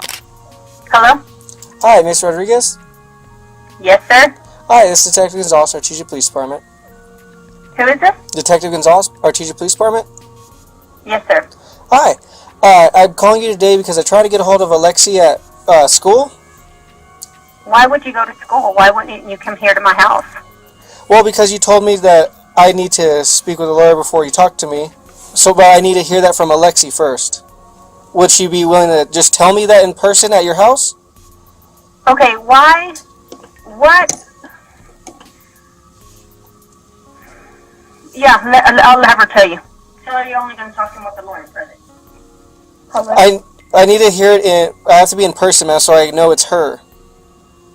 Hello? Hello? Hello? Hi, this is Detective Gonzalez. Okay. Hi, is this Alexee? Yes. Hi, ma'am. I just need to meet you in person. I know your mom told me for you that you want to talk. You'd only talk with a lawyer present. I just need to hear that in person, okay? Oh, I will only talk with the lawyer present. I just have to hear that in person, okay? When would be a good time to meet you? To tell me that in person. You can come to my house right now, Detective Gonzalez, if you want to. I'm here and she's here. Okay, that'll work. I'll head that way then. All right, thank you. Thank you. Just a few days earlier, on April 22nd, 2023, Alexee attended prom. Yeah, you heard that right. Right after the hospital incident in January, she got right back to her normal life and attended prom with her boyfriend, Devin, which you can see her smiling ear to ear with him in a tight short dress. It doesn't look like her putting her baby in a trash bin affected the trajectory of her life at all. So I want to back up and talk about Alexee's mom, Rosa, and how she started to hinder the investigation more. In a body cam video taken on January 30th, 2023 at 12:38 p.m. Just a few days after the hospital visit, Rosa went to the police station and, well, just take a look. Ms. Rodriguez? Yes. At the hospital. You've been talking to my supervisors. Yes, Okay. Sergeant Chris. Yes. Will it be you guys tomorrow? Yes. Okay. I told him at 10 o'clock you could come over. Okay. Okay. You and your CYFD person. Yes. I'm better. It's Okay. just her, but you know. So have you, are you family? Yes, this is her sister. This is Okay. my daughter. I just don't want to talk about anything. Yeah. Have you thought about therapy for her? Not yet, but I was gonna look into it. I was gonna look on the back of the insurance card. They told me there were some numbers on the back. Yeah, so that's how you go through our, okay. your insured providers. Just FYI, for us, we have PMS here in town. They're the ones that most people are insured through. Okay. And so Okay. if you want to do in town, we do PMS here, and then Okay. we have one in Carlsbad, 2 in Roswell, Okay. that are usually on all of everybody's insurance. Okay. Did Something to you think about. hear about like HIPAA was broke and there's like a whole How? bunch of rumors out? Some I heard there was nurses- rumors through yeah. the high school. Yeah. The nurses do talk, but yeah, that's just small town stuff. But that shouldn't have happened. It shouldn't That's why have. it's HIPAA. And you I know. Well, and because I was reading on that, and like on Facebook, everyone's doing all that stuff. Because we did do a disclosure, and that was through our person of contact. That's our PSU command supervisor. So he did do one. He didn't put any name in it or anything like that. And that's just something he did because he was being asked about it for so long. Okay. So that one was done, but then I hear like the high school's talking a lot. Yeah. I had teachers message me and everything. So. Really? So everyone already knows. Yeah. That's the bad thing about a small town. Yeah, that is the best thing about a small town. But like I said, but more importantly, I talked to insurance about therapy. Yes. And I am going to keep her home for about a week, and I am going to look for like therapy for her. Yeah. So, yeah, I'm going to do all of that as much as I can today and tomorrow. So. Well, appreciate it. Yeah. At least you're actually a parent that cares. I love my daughter. She's my everything. But yeah, you guys can come over tomorrow. Okay. We'll be there.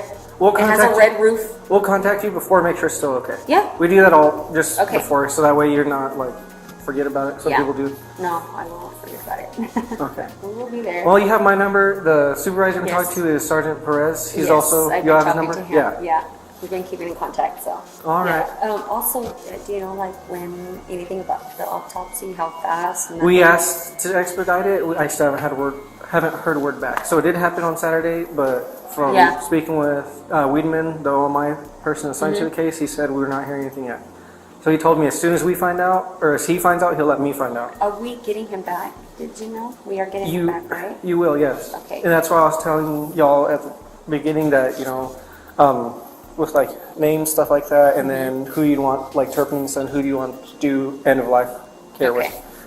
Okay. When do you think would... I don't know. That's not up to When me. do you want... Okay. Okay. So you know how so with with it being tricky because technically you're not next of kin, it'll be your daughter.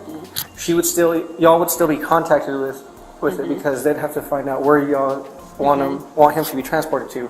Because some people picked him up from Albuquerque, because it's free of charge whenever they go from here to Albuquerque. Okay. And so it's free of charge coming back, but some people want to do, like with just other cases, they'll do it in Albuquerque because it's cheaper to cremate, stuff like that there. They have to get a hold of you first to get, they have to get a hold of her first to let them know what they want to do next. So they'll get a hold of you as soon as they're done with him. I don't know what's taking so long. Usually no, they don't. Okay, no, we haven't even really, we've tried to talk about that, but she didn't know, she don't know. Well, in town we have turpentine. Roswell has way more options for like mortician and stuff like that. Because you have to talk about, do you want to do cremation, do you want to do burial, stuff like that. Okay. And so that's because she is of age, so she'd be having to be the one to sign off on everything. Because and I don't know y'all's financial situation, but y'all guys may be able to pay for it, but she still has to be the one to sign off on stuff with how that goes. Because with OMI and stuff like that, it has to be who's immediately next. Okay, so it's one of those that they will get a hold of her, and with that, something you and her would talk about what you guys want to do, and him. Yes. Okay. And keep that involved. Okay. But it's one of those things you always all have to mesh out. Yeah. Okay. We will do that. All right, we'll get it. Thank you so much. Get a hold of you tomorrow. Make sure. All right. Sounds good. All right. Thank you, ma'am. See you tomorrow. Bye. The detective immediately asks if Rosa has looked into getting Alexee enrolled in therapy. She then brings up that HIPAA was broken and rumors have started, which the detective says it's a small town stuff, but claims it shouldn't have happened, and how teachers have already messaged Rosa about it. Which, yes, word shouldn't have gotten out, but in reality, rumors were already beginning to spread around the school about Alexee being pregnant. She was airlifted to another hospital. It possibly couldn't have been anyone from the hospital who let the word out. For all we know, another high school kid could have been in the hospital at that time and heard and then went and told everyone else. Word would have spread when Rosa says she's keeping Alexee home from school for a week. Something would have started up. What are people going to think? Oh, sorry guys, I just had a cold, and she noticeably is a lot thinner in this midsection area. I know pregnancy bumps don't go down right away, but they go down some. What is she going to explain with that? Rosa also asks when autopsy result will be coming in and if they will be getting the baby back, but then she says they really haven't discussed afterlife care because Alexee didn't know she was pregnant, a point she is adamant to keep bringing up. On May 10th, 2023, at around 4:40 p.m., 3 officers arrive at Rosa's house with a warrant to arrest Alexee. Rosa opens her door saying once she knows what's going on, she will bring Alexee out. The officer with the body cam on says that they have a warrant for her arrest, and Rosa is adamant about seeing it, which in this case, Alexee again is a legal adult. Yes, Rosa is her mother, but she cannot see the document. That is someone else's business. Rosa claims that it's her house, so she has a right to know, which isn't true. At this point, she's inhibiting the procedures for an arrest. Rosa becomes hostile, demanding she knows why Alexee is under arrest, which again, she is not a minor. That information is usually only given to the presence of the arrestee. The officer says it's okay to tell Rosa's mom that Alexee is being arrested for homicide and tampering with evidence. Rosa is outraged by this, finding the charges laughable. She then calls their lawyer. While waiting for the lawyer to pick up, she demands to see the warrant. But again, that is not her right. Like, besides Rosa confirming that Alexee is in the house, for all they know, she wasn't there. So why is she needing to see the warrant on Alexee's arrest? And officers also have a search warrant for the house. They could have just gone in and grabbed Alexee without saying anything. Simple as that. Then Rosa says something. You bet, when this is over, I'm coming for the police department and the hospital. Which, when this is all over, your daughter committed homicide, a legit crime, and threw a human baby in the trash can. The audacity and entitlement from this family really is mind-blowing. Then my favorite part is when the sheriff tells the detective, and who I am assuming his supervisor, that they can just arrest Rosa for obstruction of justice, which they denied just doing as of yet. After coming back from her talk with the lawyer, Rosa begs for officers not to put Alexee in handcuffs. She'll hand her over, but begs them not to hurt her, which is when she starts crying. Again, she's getting arrested, not being escorted down to the police station for a little field trip. She doesn't have have a right to be making requests. The officers, who have been nothing but pleasant and understanding, even offer Rosa to follow them down to the station. Rosa asks when she'll get that info on Alexee's bond, which would come the next morning at the earliest. Finally, at 3:51 p.m., Alexee comes out, but only knows her name and birthday, not social security number, which her mom kind of uses as an excuse to emphasize her. I'm sorry. I honestly don't think a lot of people know their social security numbers off the top of their head. I mean, we all have a little card we carry around. I barely learned mine at 17, which was 3 years ago, and I still don't think my 24-year-old brother knows his. So it's not this little emphasized thing. It's like, I don't think most Americans know their social security number without looking at the card. The mom then asks for the officers to bring the car closer than it is, which is like 50 feet away, so no neighbors can see her, basically. The detectives ask if Alexee consents to her arrest warrant being given to her mom once at the station, which again, she's a legal adult. This has to happen. She needs to give consent. Once Alexee is served, she can hand the paperwork over to her mom. When asked if she's on any medication, Rosa says Alexee has still been bleeding, which in the way she words it, she makes it sound as if Alexee is still bleeding from her labor delivery that has been over 3 months since it happened. Which, if she's still bleeding, then there's a serious medical complication going on. Which she means is Alexee has her period. Yeah, which is normal to return to a couple months after giving birth. Now, instead of Alexee saying, hey, I'm on my period, can I take some of my own hygiene product, like an adult would, her mom does all the work again, emphasizing her. Really, it seems like Alexee either chooses or just doesn't have her own voice. The detective follows Alexee into the house to supervise her, grabbing a small pouch of pads. I also would like to mention Alexee is back to wearing her form showing clothes, and by that I mean she's wearing a lightly oversized shirt and ripped jeans, a far cry from the oversized shirts and sweatpants. Alexee gets to walk to the car, the police car, not even restrained or handcuffed, until she's handcuffed next to the car. Alexee.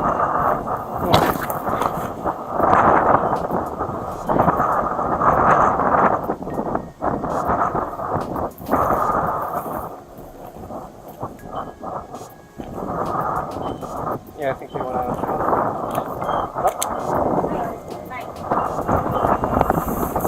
Okay, what's going on? What are we doing?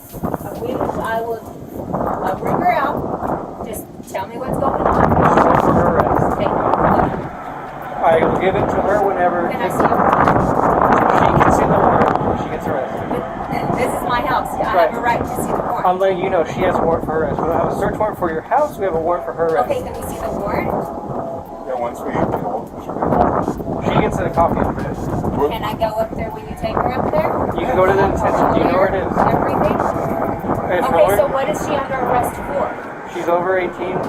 She's got to talk to her. I understand that, Right. Detective Gonzalez. Right. What is she under arrest for? She has a warrant for arrest. Okay? For what? That's all I'm going to tell you. Okay? What do you mean that's all you're going to tell me? I mean, she's over the age of 18. I understand that, but I have a right to know as well. And we'll tell you that. But we Okay, need then the let me know now. cooperation. We need the cooperation. Let me know now. I'm giving you the cooperation. I told you answer my question. What is she under arrest for? Like I said, she's over the age of 18. Like, that's not, that is, that we can't really, bring her out here. We'll tell you. What is she under arrest Bring her out here, for? we'll tell you right now. No, I'm not bringing her out here yet. Let me know what she's under arrest She's gonna for. get arrested regardless. I mean, I don't know why. For what? For what? For what? Are you okay with telling me? Tell me. Homicide. Open count of homicide. And tampering with evidence. Tampering with evidence? Yes. At the hospital? Yes. So, can we see her now? Give me a minute. Okay.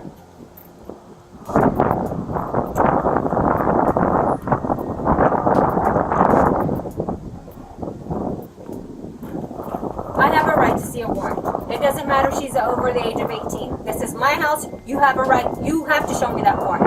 If we were searching her house. Even if she's under arrest, you have to show me the warrant. It's up to her to show us. Sarah, this is Rodriguez. Hey, I have the detectives here. They want to arrest my daughter. They're saying they have a warrant, but they can't show me a warrant for her arrest.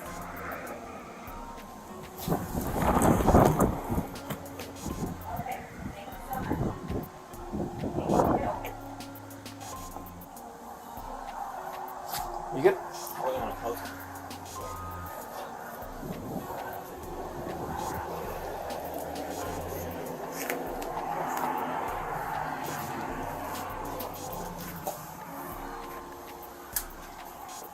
When we get to over there, I'll give you a copy. She gets her copy. And then it's up to her. Can I see the warrant?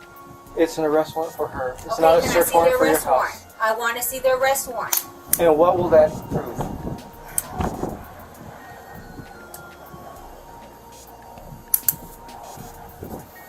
You bet when this is over, I'm coming for the police department and the hospital. I am. Yes, ma'am. Gary, this is Brooke. Gary.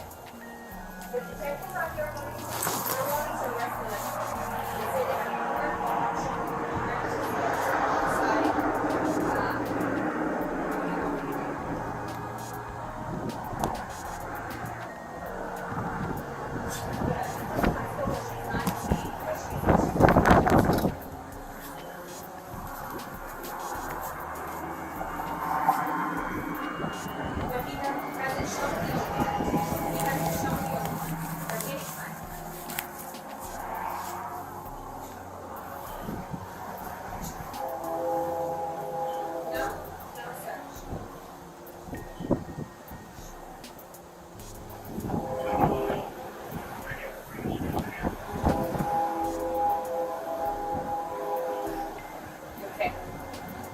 So I guess, do I do what?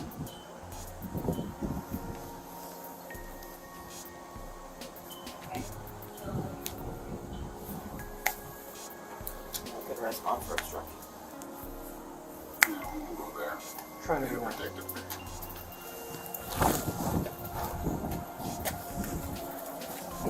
They said it's local placement, homicide, and tampering with evidence.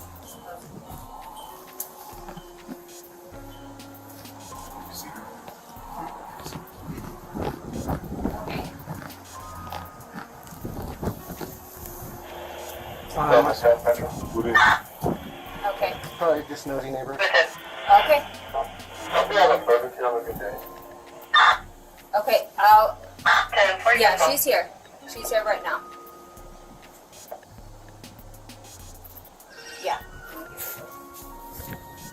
Oh, no. Might not be a nosy neighbor. Guess I could have done a better part of the job. Could you please We have a report of a portable child. That is his policy. I will give it to you. Please don't. Please don't. She ran away from 1002 West Washington. It's nothing personal, it really isn't. And we understand, but we have to do our jobs too. Okay? I understand that. I understand that. Who's this? That's Melanie. That's Devin's mom. She's good. She's okay. We're not going to be rough with her or anything, we're just going to take her over there and book her. Please don't be rough with her, please. Just bring her out, you can be with her the entire time, okay? Do you know where the public safety complex is? 3300 West Main? You can follow us over there. I will take you there. You can follow me over there.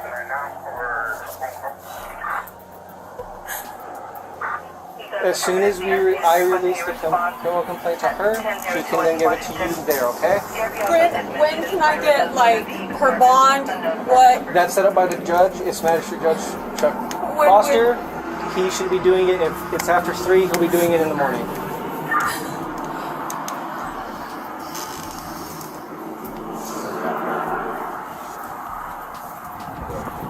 Go on the back? Alright. Hi. What's your name? Alexee. Okay. What's the last 4 of your social? She don't even know it. Don't know it? I don't know. I don't remember. Alexia, do you know your date of birth? Yes. Okay. What is it? 11:25:03. Yeah. Do you have to walk her all the way over there? Can you bring the car up there? It's up to you. Yeah. That's all. Just please. I'll go get it. Alexia, are you okay with your mom getting your criminal complaint when we get to the detention center? It has your personal information Can on you it. repeat that? Are you okay with your mother getting the criminal complaint? It has your personal identifying information on it. Serial number, date of birth. Yes. Are you okay? Yes. Okay. I have to serve you first, then your mom can get it, okay? Okay.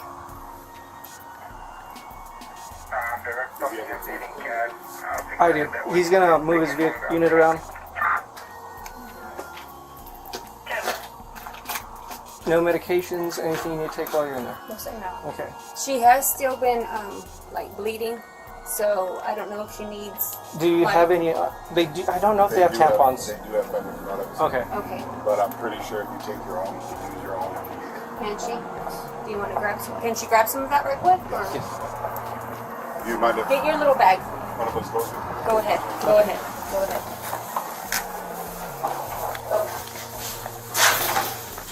Just making sure you're doing. Just grab it a little. Okay. And just nothing sharp, no flammables, nothing sharp. Okay. Okay. They're gonna check it when you get over there. Okay. Okay. Confirms that address is 611 North 1st Street. 611 North 1st. Okay. We'll check those. When you, same thing. Okay. They're gonna check all that when you get over there. Okay. Thank you.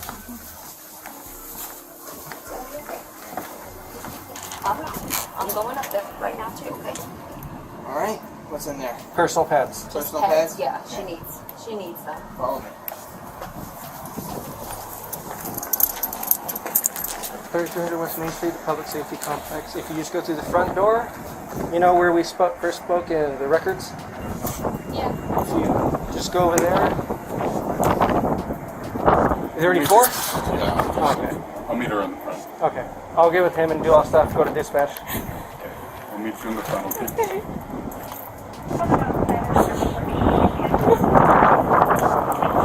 We're Tampa.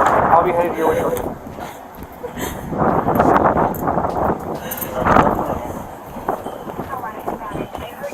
Or relay the rest. I'll be headed your way for the relay shortly.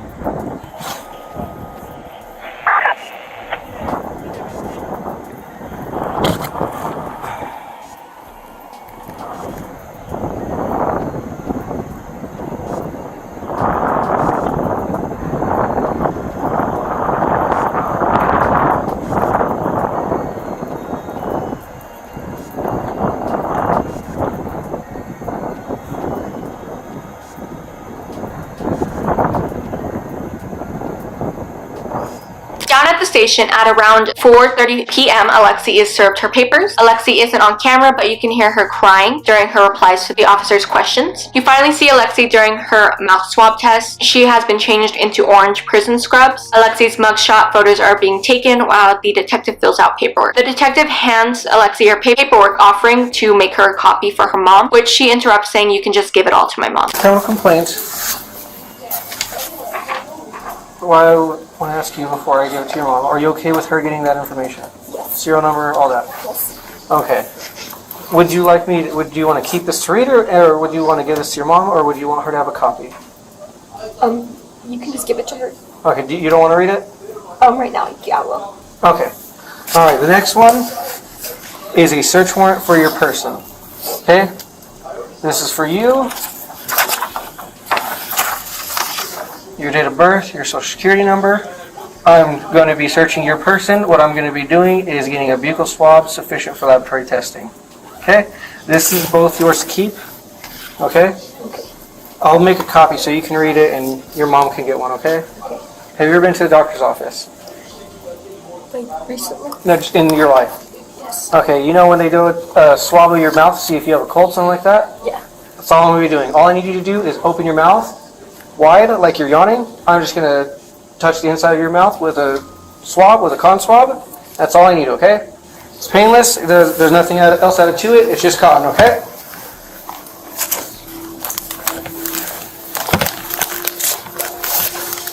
Here.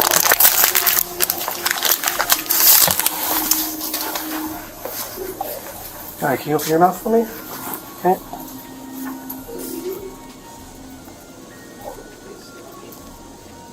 All right. Almost done. All right. Now I'm just going to do one more pair, okay?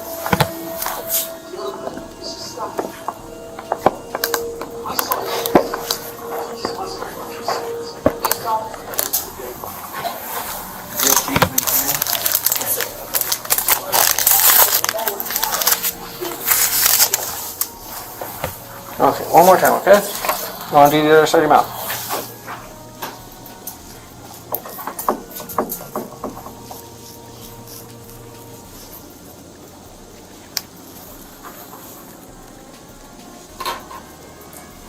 Alright, that's it. You don't want to read them?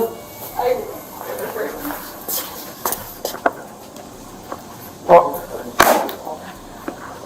of course, I'd like one.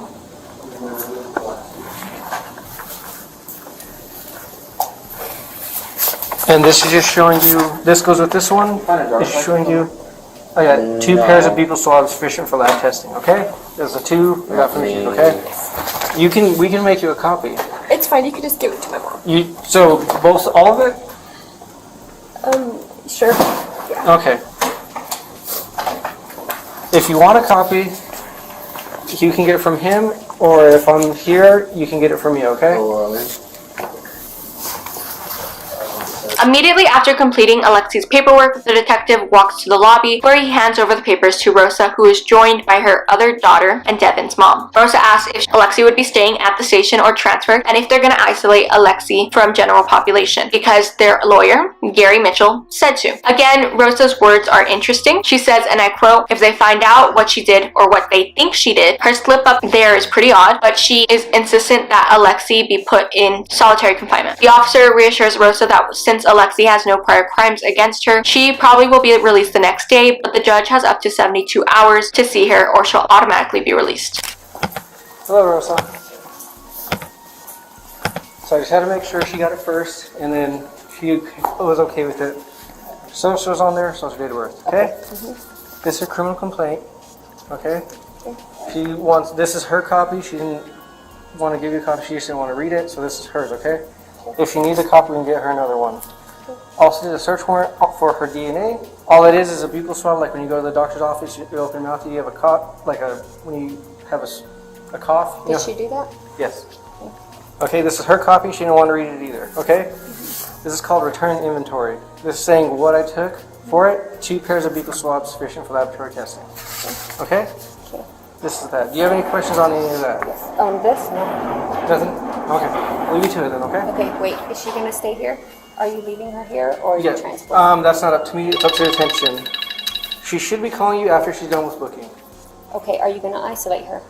Does she need to be Gary Mitchell just told me, because that's our lawyer, Gary Mitchell, and he said if he just wants to keep her safe. Okay. So if anybody finds out that what she did, what they think she did, or you know, and she doesn't want any kind of harm. Okay. So if you guys could isolate her, I don't want anything to happen. No, I know what you're talking about. He wants her to be put in special population. That's what that means. Okay. No, I'll make sure if she does go out, she shouldn't, because this is through magistrate court here in town, and she should be seen tomorrow because it is non-violent. She has no priors. She's more likely to be released tomorrow. Okay. And because I don't know if the district attorney is going to do a pretrial detention or anything, but if they don't, then she'll see the judge in the morning and then go from there. Okay. What time? What? Yeah. It depends on the judge's schedule. He has, I believe, 72 hours to see anybody, but it just is on a rotating docket. I think detention starts at 7 in the morning. I'm not too sure right now. Is it for sure that she will get seen tomorrow? The judge has 72 hours to see her. He has to see her before 72 hours or she gets released. Okay. Okay? More likely, she'll be released on an OR. It's called order of recognizance, your own recognizance, meaning like we're trusting you to go out there, not commit any crimes, any more crimes, do anything else. You can't leave a certain area, stuff like that. That's more likely what will happen. All right? So that's where you're at right there. All right? Thank you for being so nice to her. All right, I'll leave you all to it.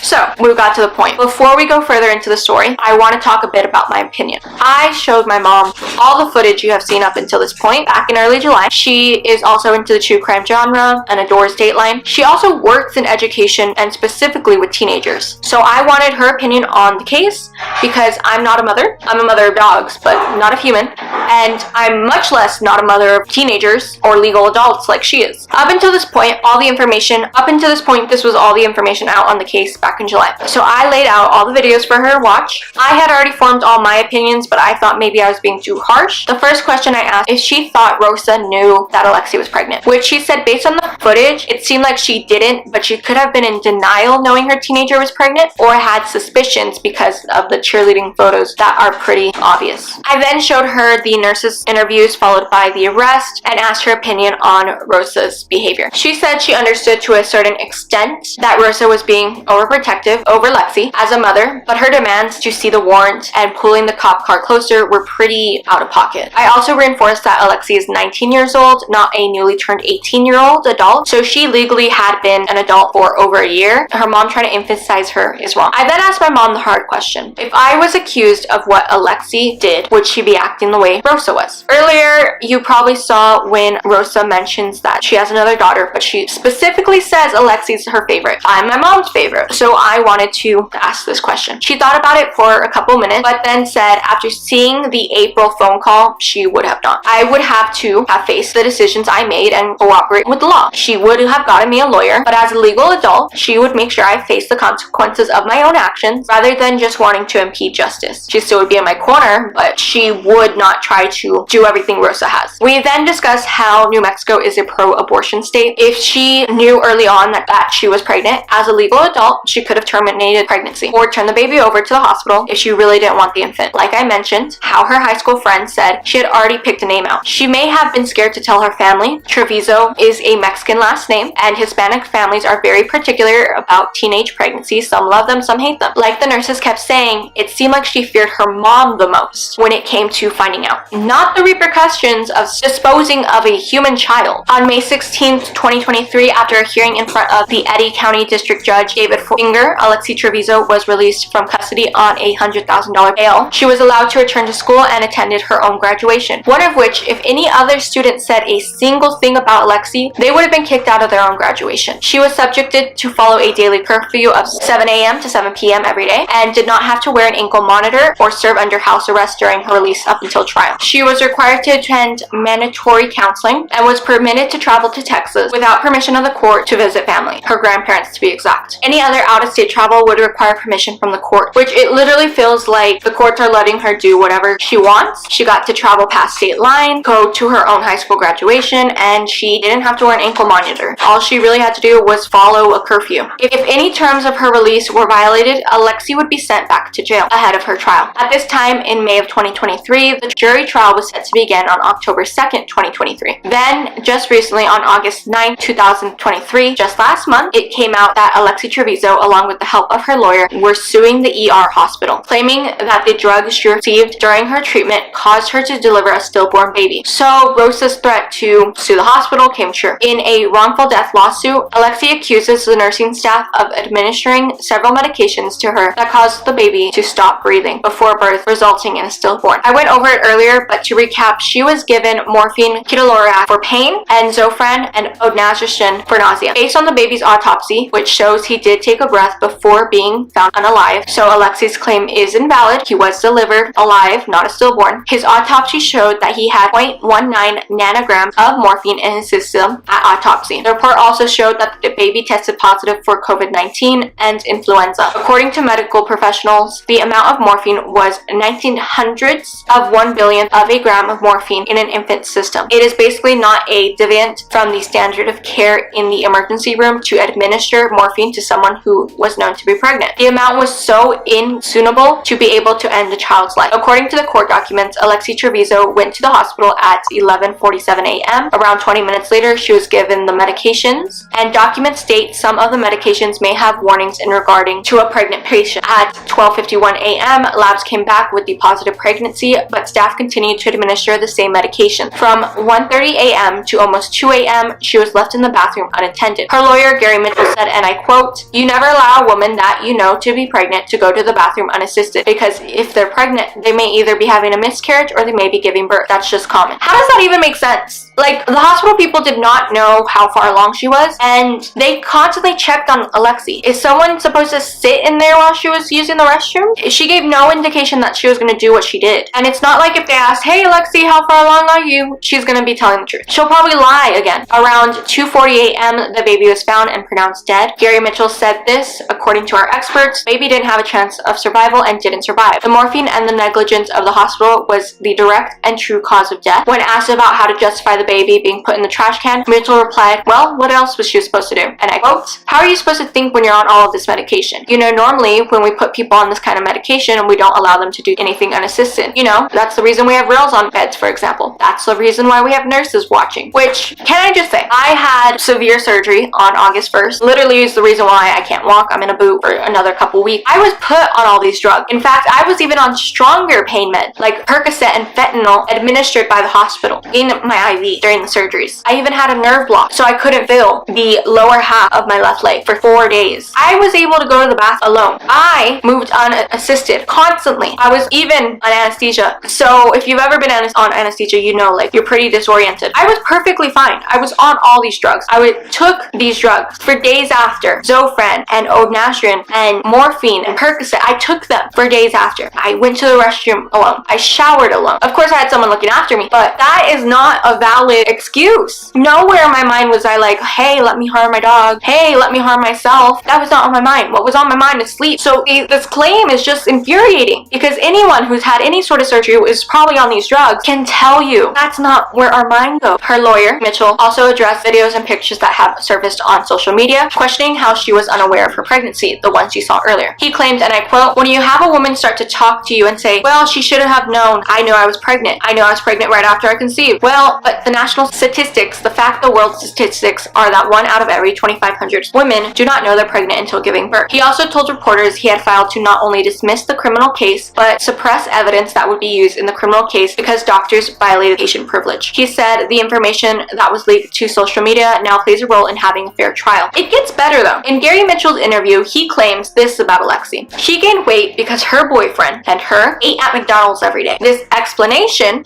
on the weight gain has been coined the Big Mac defense by viewers on the case. The photos I have shown you of Alexee in her cheer uniform showing an obvious baby bump, and then it's being excused with, hey, it's not a baby bump. There's a lot more innocent of an explanation as to why I have the bump. My boyfriend and I ate McDonald's every day. Who really is gonna believe that? Then just say the hospital killed the baby, not the person who put him in a trash can after putting him in a garbage bag. Claiming eating McDonald's every day caused you to only gain weight in your stomach, not your face, not your thighs, not your legs, not your arms, nowhere else. Okay, sure. I mean, I went to a high school where every single fast food joint you can think about was across the street. Every single one. I'm talking like half of the school's population went to eat at some sort of fast food joint at lunchtime every single day. And no one gained that much weight, only in their abdomen, in that short amount of time. So obviously, as you can probably guess, I'm not putting this footage into the video, this interview footage. I've already had to watch it once. I don't want to watch it again. Personally, I think his claims are idiotic. I think he's trying to get Alexee off scotch-free. And honestly, I think his claims are pretty desperate, and the defense is clutching at straws. But it is linked down below under body cam footage in this video. I have 3 asterisks next to it if you want to watch for your mind to go numb like mine did while I had to watch it. Due to this lawsuit, Alexee Trevizo's trial was pushed back to February of 2024 instead of starting in October of 2023. To me, it seems like the defense is trying to do whatever they can to get the trial to be pushed off as far as possible, and maybe even never going to trial. What Gary Mitchell didn't talk about was the baby's autopsy that showed he also had 420 nanograms of Vetermine, which is a diet drug. The diet drug that I mentioned earlier that Alexee told the nurse she was taking after she stopped taking birth control. Why was she taking a diet drug for no other reason than to hide a pregnancy? This is a drug that literally anyone can buy, me and you. We can go on Amazon right now and order it and not have to give a prescription. On August 23rd, 2023, Alexee Trevizo appeared on a virtual court scene for the first time publicly since her prom pictures surfaced, asking for changes on her bail restrictions. First, Gary Mitchell presents that he believes Alexee was mistreated in the hospital due to the officers not reading her Miranda rights, especially since she wasn't allowed to leave the hospital, claiming her doctor-patient rights were broken by bringing the police in, which isn't true because medical staff is required to call officers when a crime happens in their hospital. It's obvious in the body cam footage that Alexee wasn't arrested at that point, nor was she even interrogated. Literally nothing she said to the officers can be used against her because she doesn't say anything that is impeding on her Miranda rights. She asked about her mom. You've seen it. Nothing she says, in my mind, can be used against her because she didn't say anything. In fact, doctors and the police officers interjected when someone tried to interrogate Alexee. Even her own mother had to be told to stop talking. She wasn't even arrested for 3 more months. She got on with her life normally. The prosecutor and the defense went back and forth on whether what Alexee said in the hospital can be allowed to be shown to the jury during her trial, which the judge wants further evidence on. The next request by Alexee was to allow her to see her boyfriend in person. This was never public knowledge up until this point, but since her bail, she was only allowed to communicate with Devlin through FaceTime, text message, and social media, but never in person. Another judge had put this condition in place, citing a domestic violence statute for not allowing the contact, because in reality, she did end the life of his son. Alexee cited that she would like to be able to attend campus classes at college without the fear of running into him and violating her release regulation. Gary Mitchell claimed that this is not a domestic violence situation. She has not been convicted of anything yet. She isn't on probation, and she and Devin will be attending the same college. He even claimed that it is the second biggest university in New Mexico, that for this semester, fall semester 2023, Alexee was trying to stay home in Artesia to not break her bail rules while taking classes online over Zoom, since he didn't have the order to allow her to move. The prosecutor remained neutral on lifting the ban,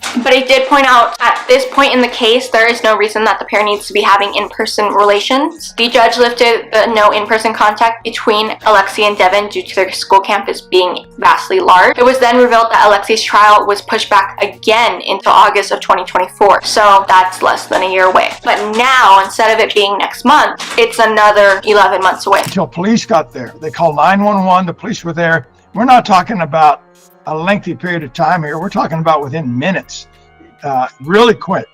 And the police were there.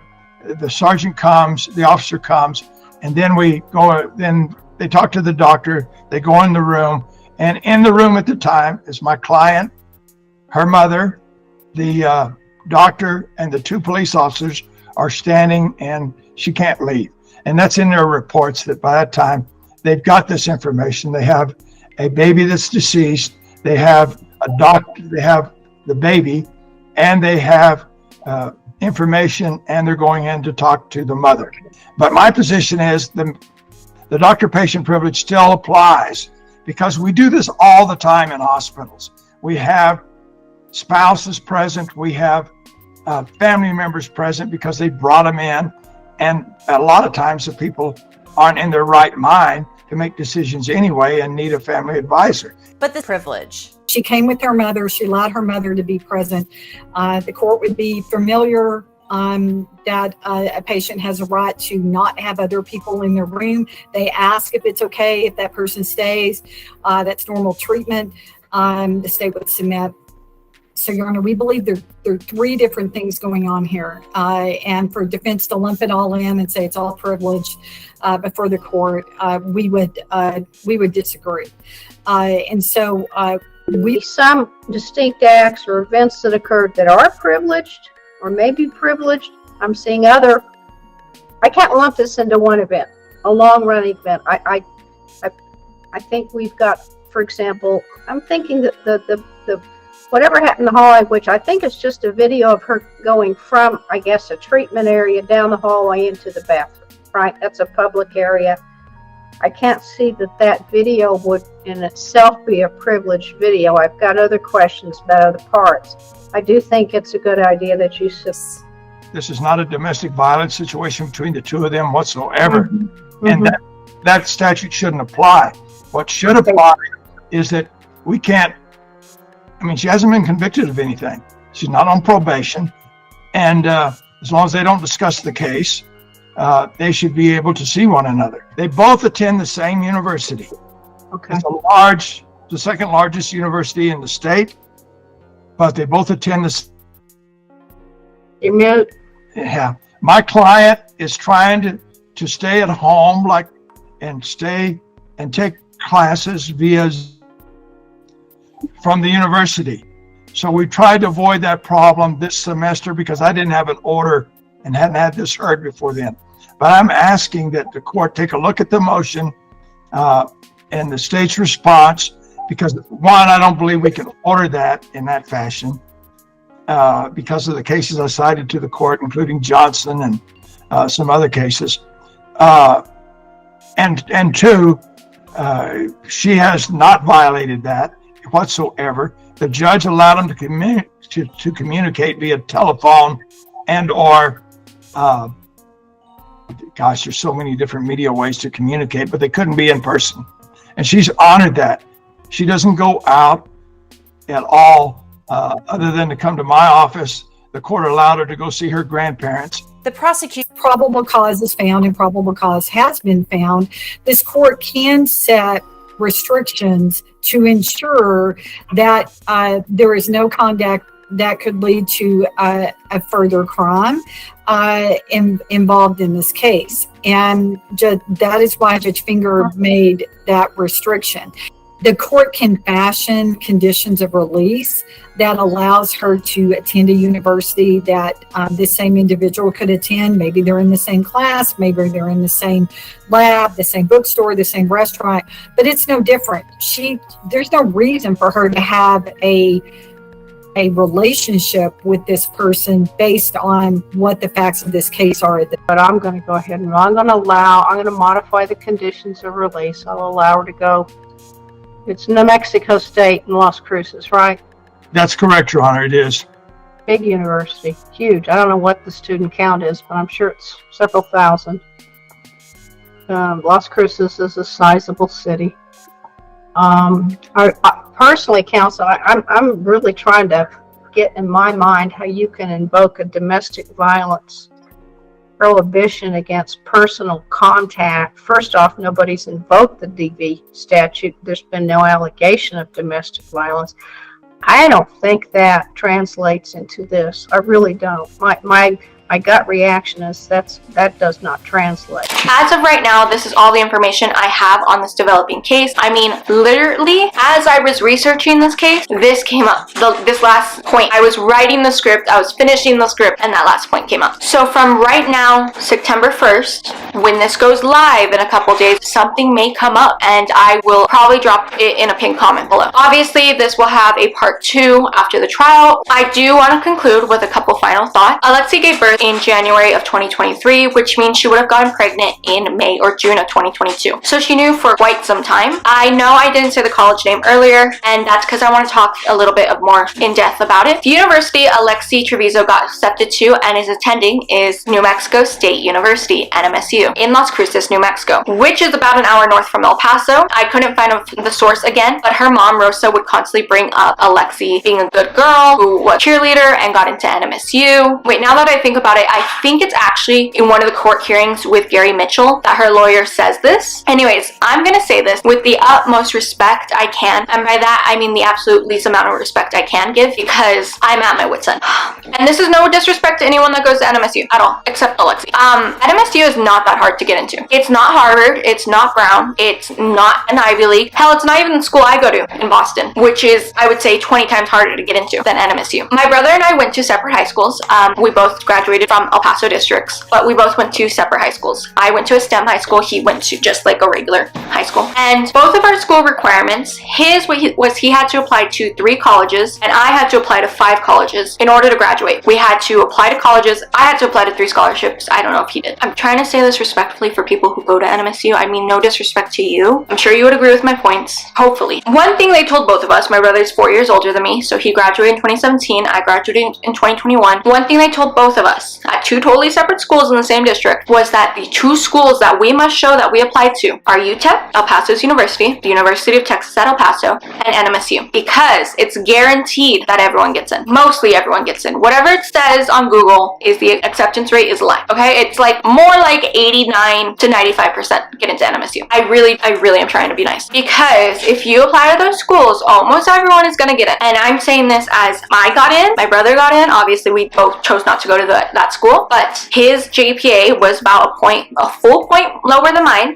His was like 3 point something, and mine was like a high 3 point something. And we both got into the same school because we were told we had to apply. It's not that hard to get into by any means. So the brag is honestly really funny and embarrassing on Alexee's part, and I don't mean disrespect to people at NMSU. I don't, but I'm saying this point being brought up is embarrassing. The way Rosa would talk about it was like if she got into Harvard. She didn't get into Harvard, she got into NMSU. She got got into the state school of where she lives. Put that in perspective, please. Like, I'm telling you, as someone from Texas, it's harder to get into our state schools. Not UTEP, but UT, Texas A&M. It's a lot harder. So I didn't mean to say that to be rude to anyone that goes to NMSU. The campus is not huge. It's big. It's, I would say, about like 2 miles long, maybe. But there is a very real possibility that Alexee and Devin could meet on campus. It's not that big where it's like you're never gonna see each other, okay? It's not UCLA. So I just want to put that into perspective of like, that's not a valid reason on Alexee's character that she got into NMSU. It's not that hard to do, okay? NMSU's fall semester began on August 16th. So from the court hearings, we know obviously Alexee is attending online classes this semester. The court hearing you heard was from August 23rd, 2023. So when this came out to the public, obviously, a petition for Alexee to be expelled from NMSU began surfacing. When students found out about what her charges are, they began petitioning for her to be expelled, which I agree. At the time of recording this, it's up to 16,000 signatures. So people are trying. Personally, if I was going to school at NMSU and I found out that this person was attending, to me, I would not want to continue to attend school because I would feel like the value of my degree had gone down and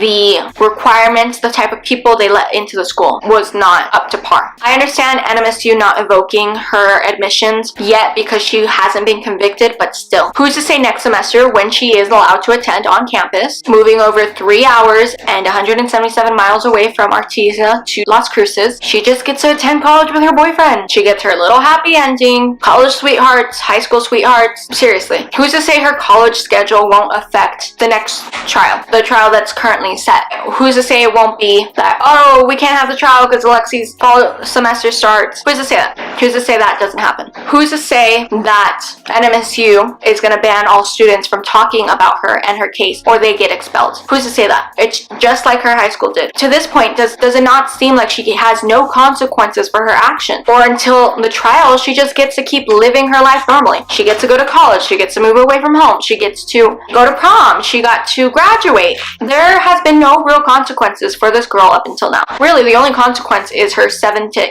7 curfew. Lastly, I do want to mention that Alexee's birthday is November 25th, 2003, so she'll be turning 20 this year, and if the August 2024 trial day stays, she'll be just a few months shy of turning 21. She was either held back or started school late to have graduated at 19, when usually we all graduate at 17 and 18 from high school. So it's a very far cry from a young kid who doesn't know right from wrong, especially with her actions. It's not like she was a young teenager, like 12 or 13. Even then, these actions would be questionable, but she was an adult. For goodness sake, she's actually only 13 months younger than I am. I really am interested in the defense strategy, especially from what they've shown so far, and seeing if they're going to use that Alexee maybe had a mental break that led to her actions in the hospital, or if there are any underlying medical illnesses or mental health issues. But considering the reason that Gary Mitchell has given so far, I highly doubt that there is as to why she did what she did, being a mental issue. I doubt it. Lastly, I wonder if Rosa Rodriguez, Alexee's mom, will get any charges pressed against her for hindering the arrest and investigation based on the actions we've seen so far. She really has tried everything to be a menace. Who's to say that from now to next August, they don't try to sue the police and then the trial gets set off again? I personally, and I hate to say this, I think she's gonna get off scotch-free, or the least amount she can get in retaliation. I'm sorry, it's harsh. It's what I think. That's all the information I have on this case. Let me know your thoughts and opinions down below. I've gone through 4 camera batteries filming this video, so that shows you how long it is. I mean, harsh reality is, I hate to say it, either she gets off or she gets minimum 5 years, or maybe she just gets probation. Honestly, I don't know. This case really is infuriating. I'm sure you can tell at times I was very heated. I usually don't like to get like that in videos at all, especially when I've covered some very deranged cases. I don't know what else to say. For sure, I will have a part 2, maybe a part 3. I'm keeping a very close eye on this. My mom is keeping a close eye on it. She's the one that gave me the update for the college thing. So yeah, let me know all your opinions, all your thoughts. So far, do you think this will go to trial next year? And also, I really do want to know if you think Rosa knew that Alexee was pregnant. And as always, the doggy picture of the day to cleanse our palate after such a heavy case is this picture of Nova cuddled up in the blanket. She really is giving everything I feel right now after 3 hours of filming this video and the anger and all the emotions I went through. So I hope to see you guys next week. For sure in 2 weeks if it's not next week. So yeah, love you, mean and kisses. Don't do anything stupid, and I'll see y'all next time. Bye!